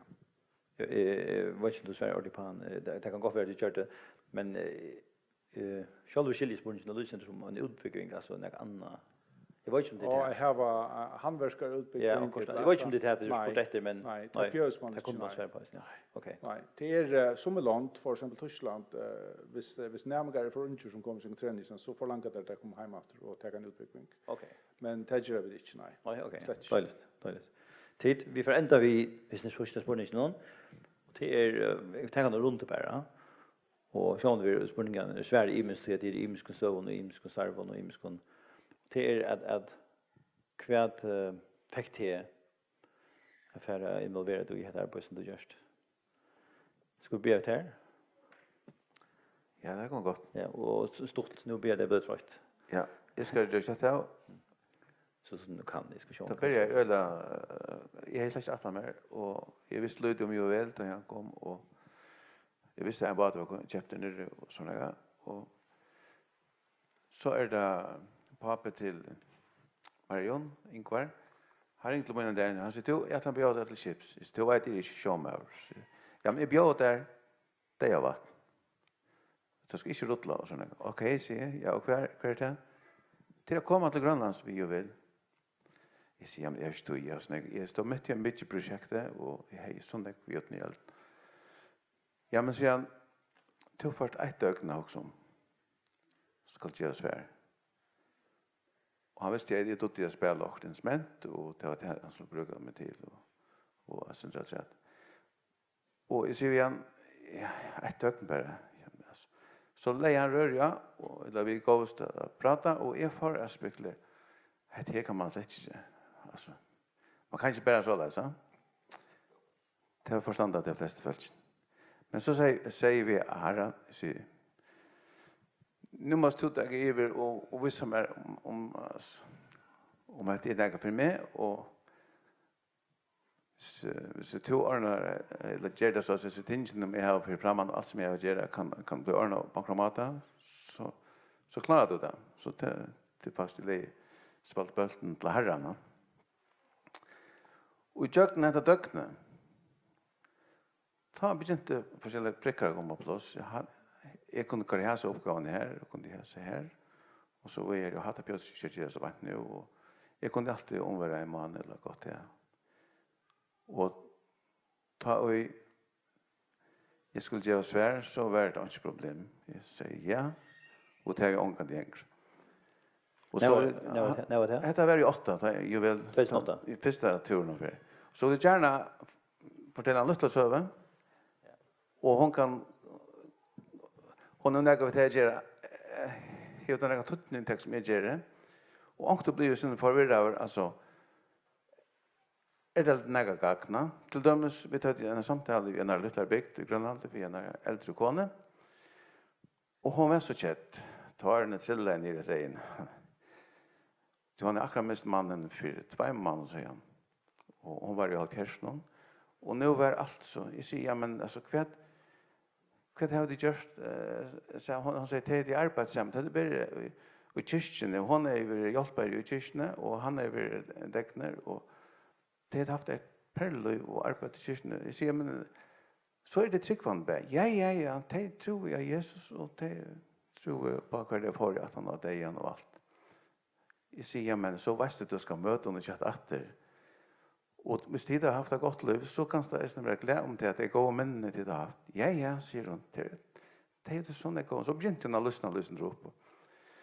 Og nu har du kommet en sånn alder, nu kanskje du kan råkna ved å møte honom og efter, og da var det helt fantastisk. Det stender resten du skulle møtes efter i himmelen. Og så, hon ble ordentlig glad, og jeg minns vi var inne i skolen, vi så det her pratet, at henne var ferdig om han og hon orskar ikke komme om han av baten, så vi fylte henne hjem, og hon stod av trappen og vinket lokken ordentlig glad. Så tenkte jeg, nu har kanskje gjort dere godt.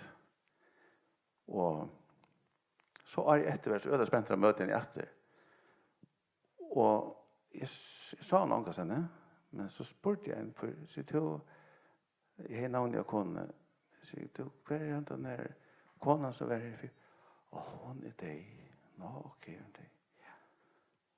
Så inte mer till så att han så tar sig en annan grönlänning så säger du han konan jag hör hon det något så visst det där jag tar sig han den där mannen här i det var så när du tar sig vi så okej ja jag säger han kusen då nej hon gör det oss stod mig så alltså är det mycket att jag så hon framskånda det hela eller alltså tanken kom lika så kan man komma ut för det.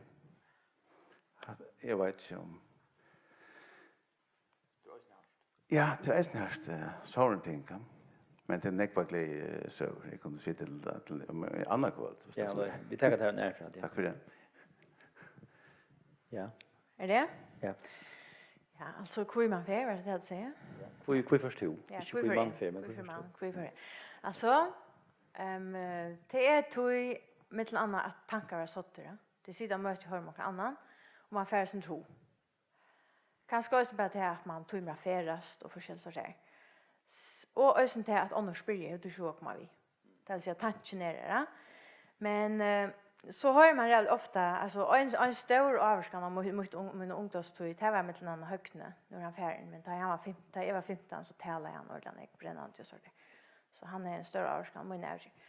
Men det som förvirrar mig och snäck tycker allt så ganska ösnakt till något annat. Det är att man hör det att attla god vid här. Inte? Så ligger man löjt där. Nästan spela krickblonta. Men det som är en tanke som jag vill till och har varit så först och tutsch och arna. Det är det att sen för att spyrja sig själv kvärt vill god vid mer. Så koppar man det av och säger kvar arbetar god. Jag vill samla vara vid till det spännande. Och god arbetar alla sena. Och så när man lär sig hux på andra så kan man också vara vi här som det passar till tecken. Det passar inte, alltså öttla är ganska personligt att leva i Grönlande. Öttla är personligt att leva väl. Men öttla var en möjliga eller en personlighet som passar till att tjäna ångsten. och vi här som god arbete. Och alltså jag nämner åtta att jag hade det var Steve och Annika Everett. Det var en förkältne och ett av falskjätla på tro på det. Och ta så det innan jag då onkel ganska sitter och huxar jag vill tjäna god med att här för nek och allt det här är goda så jävla ekvisligt och nek och så där krävande. Men det så det att det just kanningar eller det visste en kanning så visste att per år som man fyrökas på att tjäna god att ställa sig hvis det är 8 år för och huxar jag vill vara pascha Guds arbete. Så hvis det fyrökas i 8 år så ser man att man gärna helt 5 år av trobarmarsch. Så man fyrökas i 3 år så helt man 15 år. Så man fyrökas i 4-5 år mentalt till att jag vill vara parsas ner. Alltså helt man ganska en livstid, ja, som tid över parsa. Så det är alltid något att kan sitta här med teknik en mina med. Jag börjar långt nu att säga att jag parsa då och täcka så en stort ting först. Och så lätta sig väl lite när gott.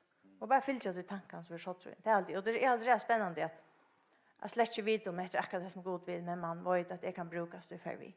Det är alltid extra spännande. Amen. Ja. Tack för det. Ja, personligen jag blev tryckvande kanske sättna läge jag var 21 år gammal och stod att nå för jag bibelskola.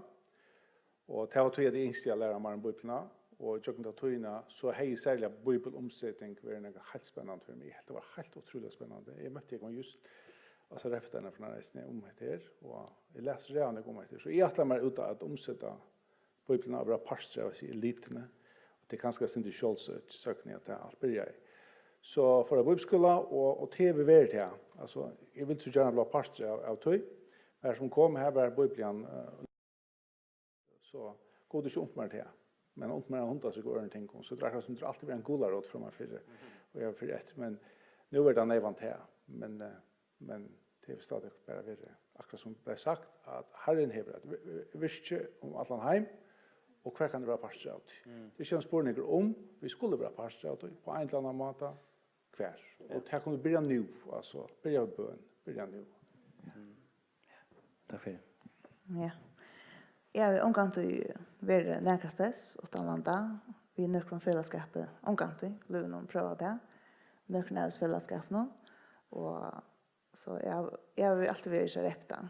Jag vill allt mitt liv lever så repta. Och jag kan du vita som ung för gaver i heje. Jag tror det inte väl näka bestämt och skilt jag kan det till naigaven och la kvätt. Så jag för bara och så för det och så helt och stolt över det. Och gärna göra akkurst antalet och bruka tyna på det och så för så repta och här var något att göra. Och man släpper allt fram med här och gör akkurst och jag hade det viktigt att man brukar tyna så här till akkurst som man vet det gott. Både för sig själv och för någon annan. Och så har vi bara varit här alltid. Eller så tar jag väl också det vi gör. Och så tar man blir äldre och man bonas inte så ser man ju alltid att man dör omkring och så för man kanske prövar också anna och man finner till vad man dör och vad man kan brukas till och också är det bäj och utan praktiska uppgifter som är då. Men också det som människa först när man fer så som ung är man ofta också egoistisk. Man huxar att nu hoppas jag att tejtuma med att man hävdar ofta så att det vill gärna att annars skulle vara också för mig. Jag vet inte vet att menar vi men att man blir så inte stolt och hvis det är klick och det ett landa så ser man så är det eller kanske att man onkel. Men så ser man vid tojene som man bonast att man ska föra in vid till hållningen att är färdig bära att vaska upp. Men det är just när andra folk som är osäkra eller som har bruk för omkring vinne eller nu måste du vara han som inte är klick eller nu måste du vara han som är snäcka för näkrarna. Så omfram till att man gör något praktiskt så det man till att man kan skriva något. Till alla personliga egenläggar oavsett typ av man är som jag bruk för att du är stittlor och som jag bruk för att man är inte festlig och alltså du kan svära näka för omkring alla ställs oavsett att du gör bara du gesta och jag har inte följt det som ett kall, men bara det grundläggande i att vilja göra något gott för gott. Och så också tema vara gott. Och så hvis det ösna kan vara stort lite, att hvis man får också ser som man tömmer det väl.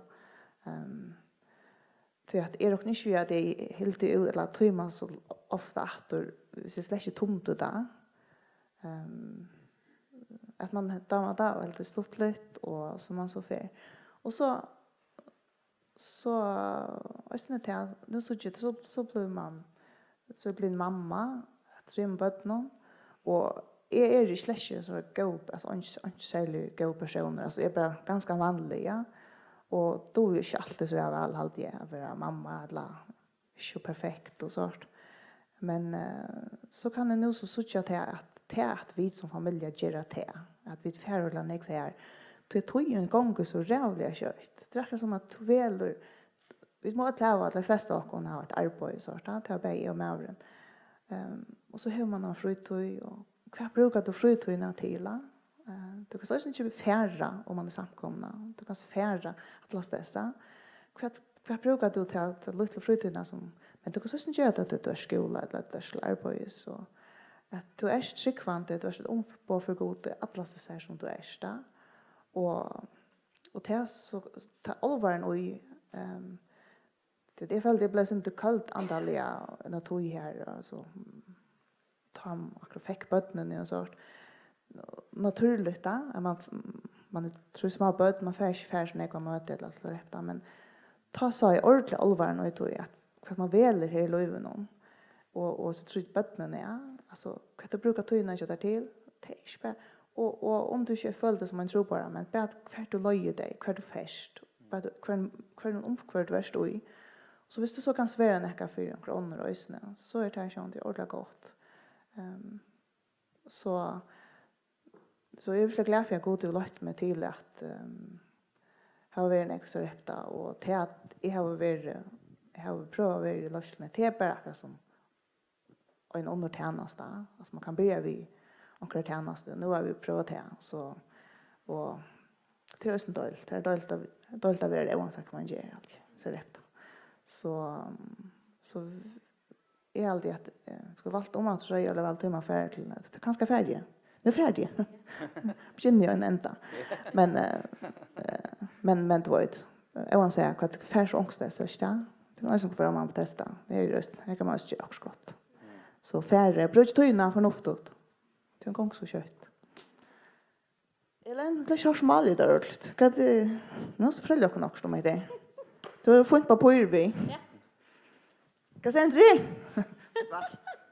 Tack för Yrvi. Ja, ja. Arne är sig kvui för mission eller för vi är här så ska lugga Louise ärligt att jag har ju inte sagt det men att Latning Mission skibar 2 mån evangelisk tilltag nästa år. Och det är för tryggvande folk och det är från 16 år och upp efter.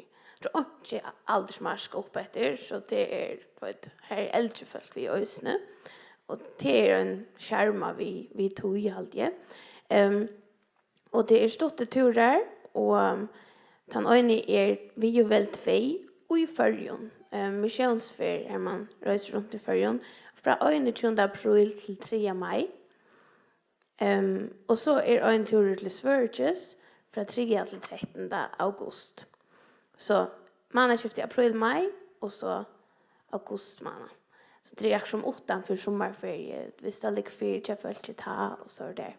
Och alltså missionsfärna är här så datorn men det börjar längt ären. Man meldar sig till och så möts man och fyrrökar sig samman. Är man förresten. Det kan spyrja mig i basen och nöjsna. Men ja, hvis vi ska röna ett stort om kvui är valda för vi är. Är uppvuxen i Grönlandet. Är uppvuxen vid föräldrar som var trobare. Så man kan säga att det är en frukt av trobare. Allt mot liv är troban. Allt är en pastor av liv.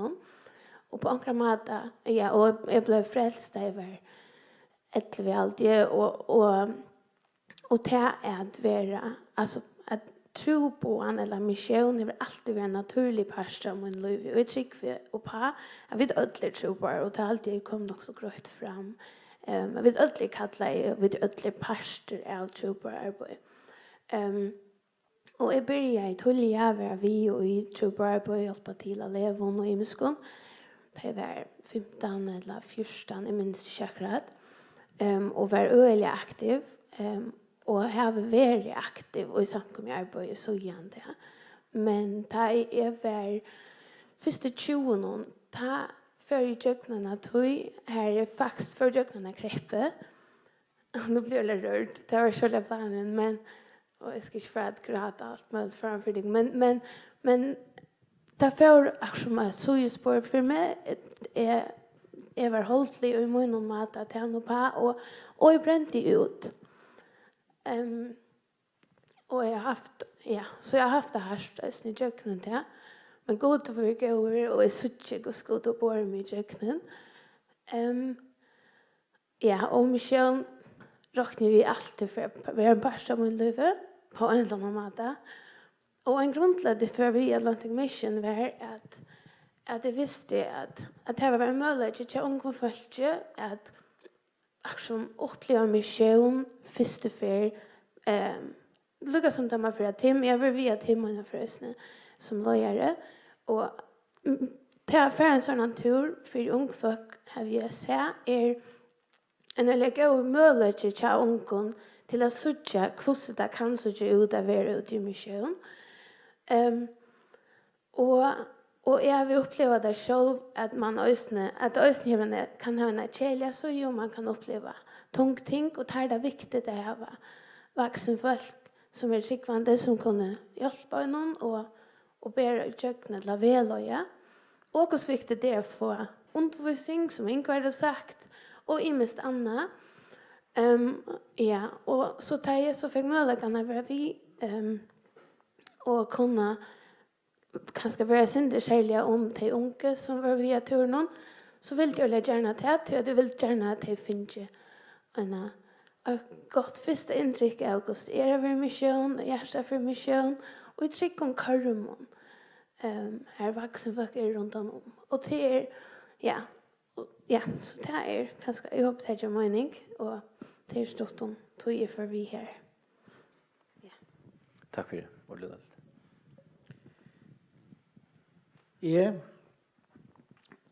Det är några ting som skumpar mig ut med sjåna första Andreas. Ta största passion är han stora törveren som är och trobarn och i hemmen och det. Ta tala till mig det. Alltså man ser det och i det växer talet att hemmen som ångar jag har hört om Jesus, eller som inte är nått till att säga att de har inte hört och de känner ångan tryggvande i omkvarnen och säger här är inte samkomma, här är inte källarna att spyrja om Jesus. Talet att hemma växer vid 500 000 kvann det. Och i det. 500 000 folk kvann det. Till 2 miljoner om år, eller så. Ta i man så särt han törvan så kan jag göra något i akkurst kan det göra. Och tog valde jag affär. Ett annat som så eisne var vill skumpa med. Det var att Högny Johansen kom hem ur Asien att var i 56 eller 25 så kan man säga.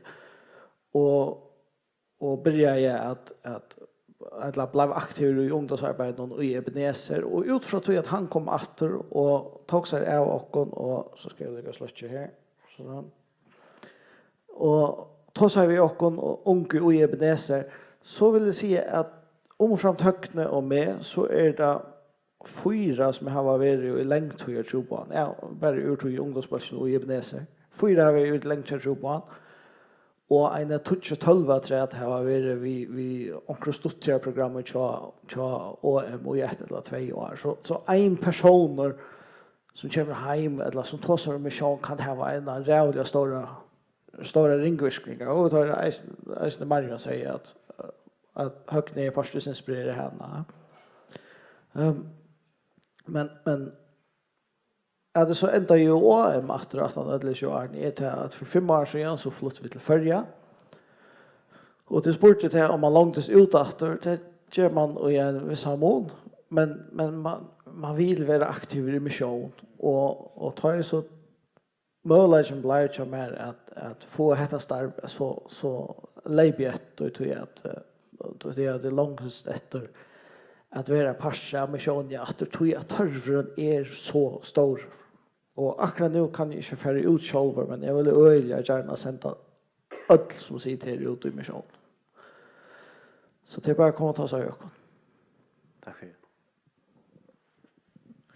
Ja, kvui har vi eller kvui för och på ett arbete i Lebanon alltså nu är vi på Jelen så är ösnä uppvuxen vi föräldrar som var jobbar och missioner alltid var en pascha Lebanon och uppvuxen och öliga näg här Lebanon. Det är en sån reaktion där Maria snackar om man som föräldrar att hej jag tycker jag kommer vid Lebanon och så är vi har varit redan här och börjar så jobba till och så där jag var 20 år och gammal ganska 14-15 år så det.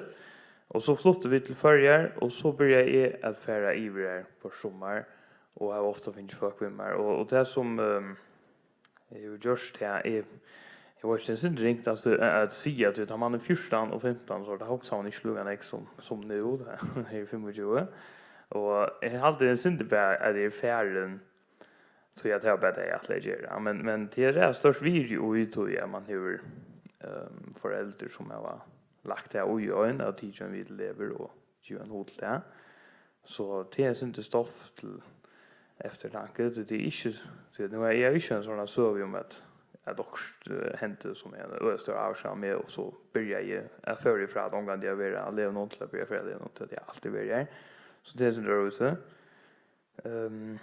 men ja så fortsätter jag och har aktion uppleva att för iver och finns ju folk vi här från Klaxvik och från Förjung generellt till Lebanon och uppleva Guds säkningar och hos man väl anpå för god och hos låttagar alltså jag har uppleva öjna för öljan alltså en ölja tydliga bröjting och drönge som blev frälst där och så alltid att jag uppleva en grej för att bötterna blir frälst utan att lugga tydligt men det är en större säkning kvar för och så är det en sån så smakar man aktion centra stäb upp när smakar och så här när går man smakar att här när går och tera motivation så ja det tog Lycka ett ment i mitten där jag kan inte med. Ja, lycka för lunch så jag kanske sa. Nu kom han i natta men ta i Grönland först för nu han i Spanien. Så skriver jag till Marine Pottel så skriver jag att jag följer inte god till att kalla mig att komma i att vara pastor till arbete men jag vill det gärna. Jag har bara valta skriver jag. Jag följer inte god till att kalla mig men jag har bara valta. Men så skriver jag till åter men to och tid är det åkare bönarsvär. Och hatt alltid så rädd intressant tanke som Karsten ja att han får bara och värba på och det störst vir men vi är ganska vitlat svärbön och inte öronfölkje och ett ampo som god inte brukar. Tack för det. Var inte minnes längt efter men när kan jag fixa det? En liten söva. Ja, okej. Bara en liten söva här alltså i Bibeln ja. Johannes och Jakob tar fisk alla nätterna och till morgon då trötter och tar rensa gödne och tar tojma ettla och pappa sänder han så där hjälpa honom och så stannar det här och så Jimmy Jesus gänga för boy han så vill ju mer och Jakob väntar med pappa sen bye. Så alltså den känslan alltså det är ju rävligt störst alltså. Vi ska passa på att vi tar oss med det vi inte alltså är väl trueborder inte äntligen att ha mer antalet än annan. Alltså gör onga för herran någon det som vi gör vi för herran hans är så gör det samma om du arbetar flaggavision eller du super någonstans ja. Det är väldigt viktigt att minnas det ja. Det är sagt så är det en väldigt törver av trubarn och törven är som Daniel nämnde honaliga stora så här var det ju hoa. Men tja okkon, altså hvis vi holdt stått hon var så repta som unger som tog var løyer til okkon, og han skulle til Venezuela, og ta minnes at det ble spenter på at her for oss som tror på det. Så så bibelskola at na ta, og møttes Katje, vi giftest, og vi var enn og i vennene, og vi skulle være hos en trupper, og så gås det når tog her point, og så kom bøttene, og så var det skole atter, og vi huksa meg sånn, for at alle er vujeverer du gjørst, altså. Det er altså 3 bøtten nu, og til unge utbygd, og ikke, altså, det er svækere, så engre med grønne når jeg valgte her ute trupper. Altså, engre er ordentlig, altså. Finnes ikke innenfor løyden Indonesien, og det var altså. Men det var ikke ordentlig, vi skulle bakke ut, altså, og så førte til Filippinen der, og talte også om, hette var det, nu visste jeg, hette var akkurat der her nede katalogen. Og det er helt fantastisk stått litt. Vi flyttet så inn i en stamme, det som hendte var akkurat reelle løy, og en beste vimmeren kommer og bjør, jeg bare visste her, inn i den stammen her han skulle for arbeidet. Og da vi kom inn her på en, så følte jeg hva skvett, hette her herren fra sendt inn der. Vimmeren kommer han for til hus om nærmere måneder. Ja, det er alle sier til hus, men jeg følte som at det får hente. Og så får vi vite bi nummer at jeg kan plass til den. Og det er akkurat det som hendte. Og så var vi her, og det var øyelig spennende. Var vi her, og jeg sier 12 år igjen, det var ikke langt vært. Jeg sa ikke, vi var jo 15 år også der på en. Og så hendte det at det samme som Judge Ingvar, trygt der vi i skiftene gjør det så kjeilig, at vi fikk slå jo være her langt, vi måtte flytte ut. Og så flyttet vi til en boi langt Norge, og vi var så her til vi flyttet til Italien. Jeg var byen at avtakke meg omsetningarbeid. Jeg byen at gjøre det i 8 fors, eller 6 fors, 8 fors. Og så nei, omsetter til nørder ekstrem, og jeg var borderline nerd. Hvis jeg før på det her, så kappa jeg iver. Nei, det tårte jeg ikke. Og så spurt vi sånn, nei, gakkas det altså. Nei, tårte ikke, det er nekk for. Og så i 95 så spurt rett, så sier jeg, ok. Før jeg holdt det, og jeg er ordentlig til jeg følte meg, ok, nå er jeg ordentlig til det.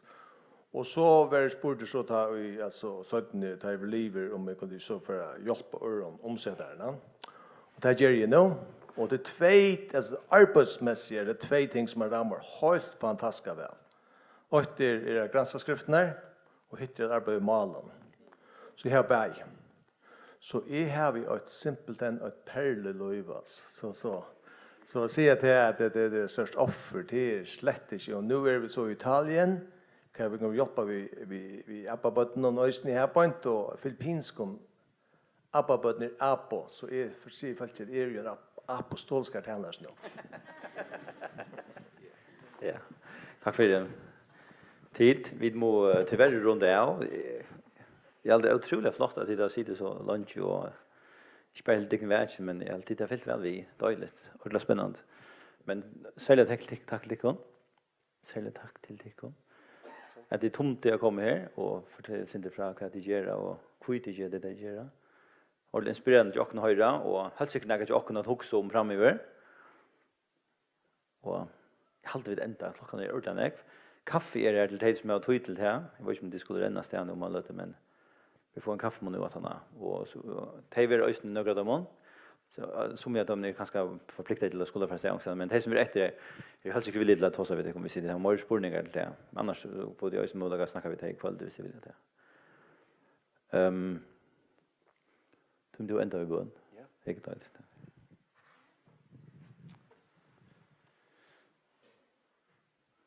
Heilige god og ferie vi kommer fram for det, og vi kommer fram for det i Jesu navn. Og vi takker deg for det, vi tar seg vidt til.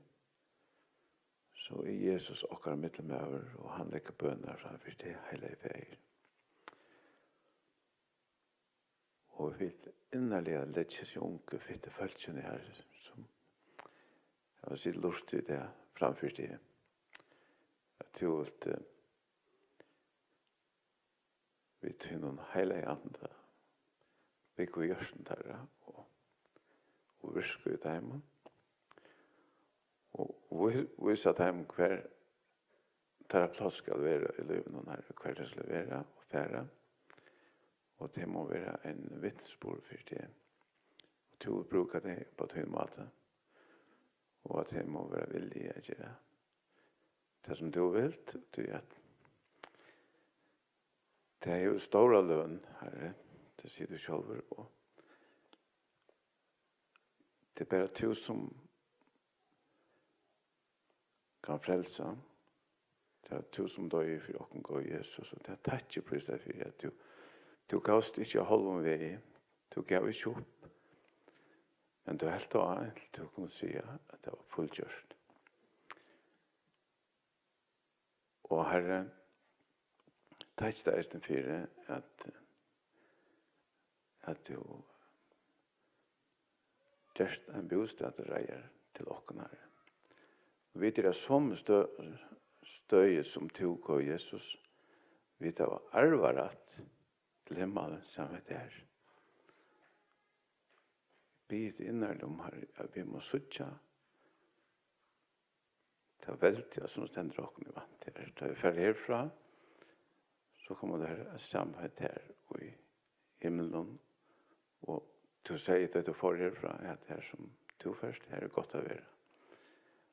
Hjelp åkne liv i det daglige, og vi takker deg for nøytøyene som er så omedelig. Og takker deg for etter kveld, eller hendene ett med det, og hver du har vært vidt til å legge godt mest til, til jeg sikkert nekva lagt disse løtene til dine hender, Herre. Og det som skal komme fram, som du vil skal komme fram, Herre. Og ber dem å være hver en stykkene inne. Ber dem unge, og dem som kommer på hjørne, og ødlån som de gjør for, at de må være til tøyne ære, og be om tøyne sikning, og eisende for det som henter setning kveld. Og i Jesu dyr bare navn. Amen. Amen. Tid gjør så vel. Så er det en drekkamler.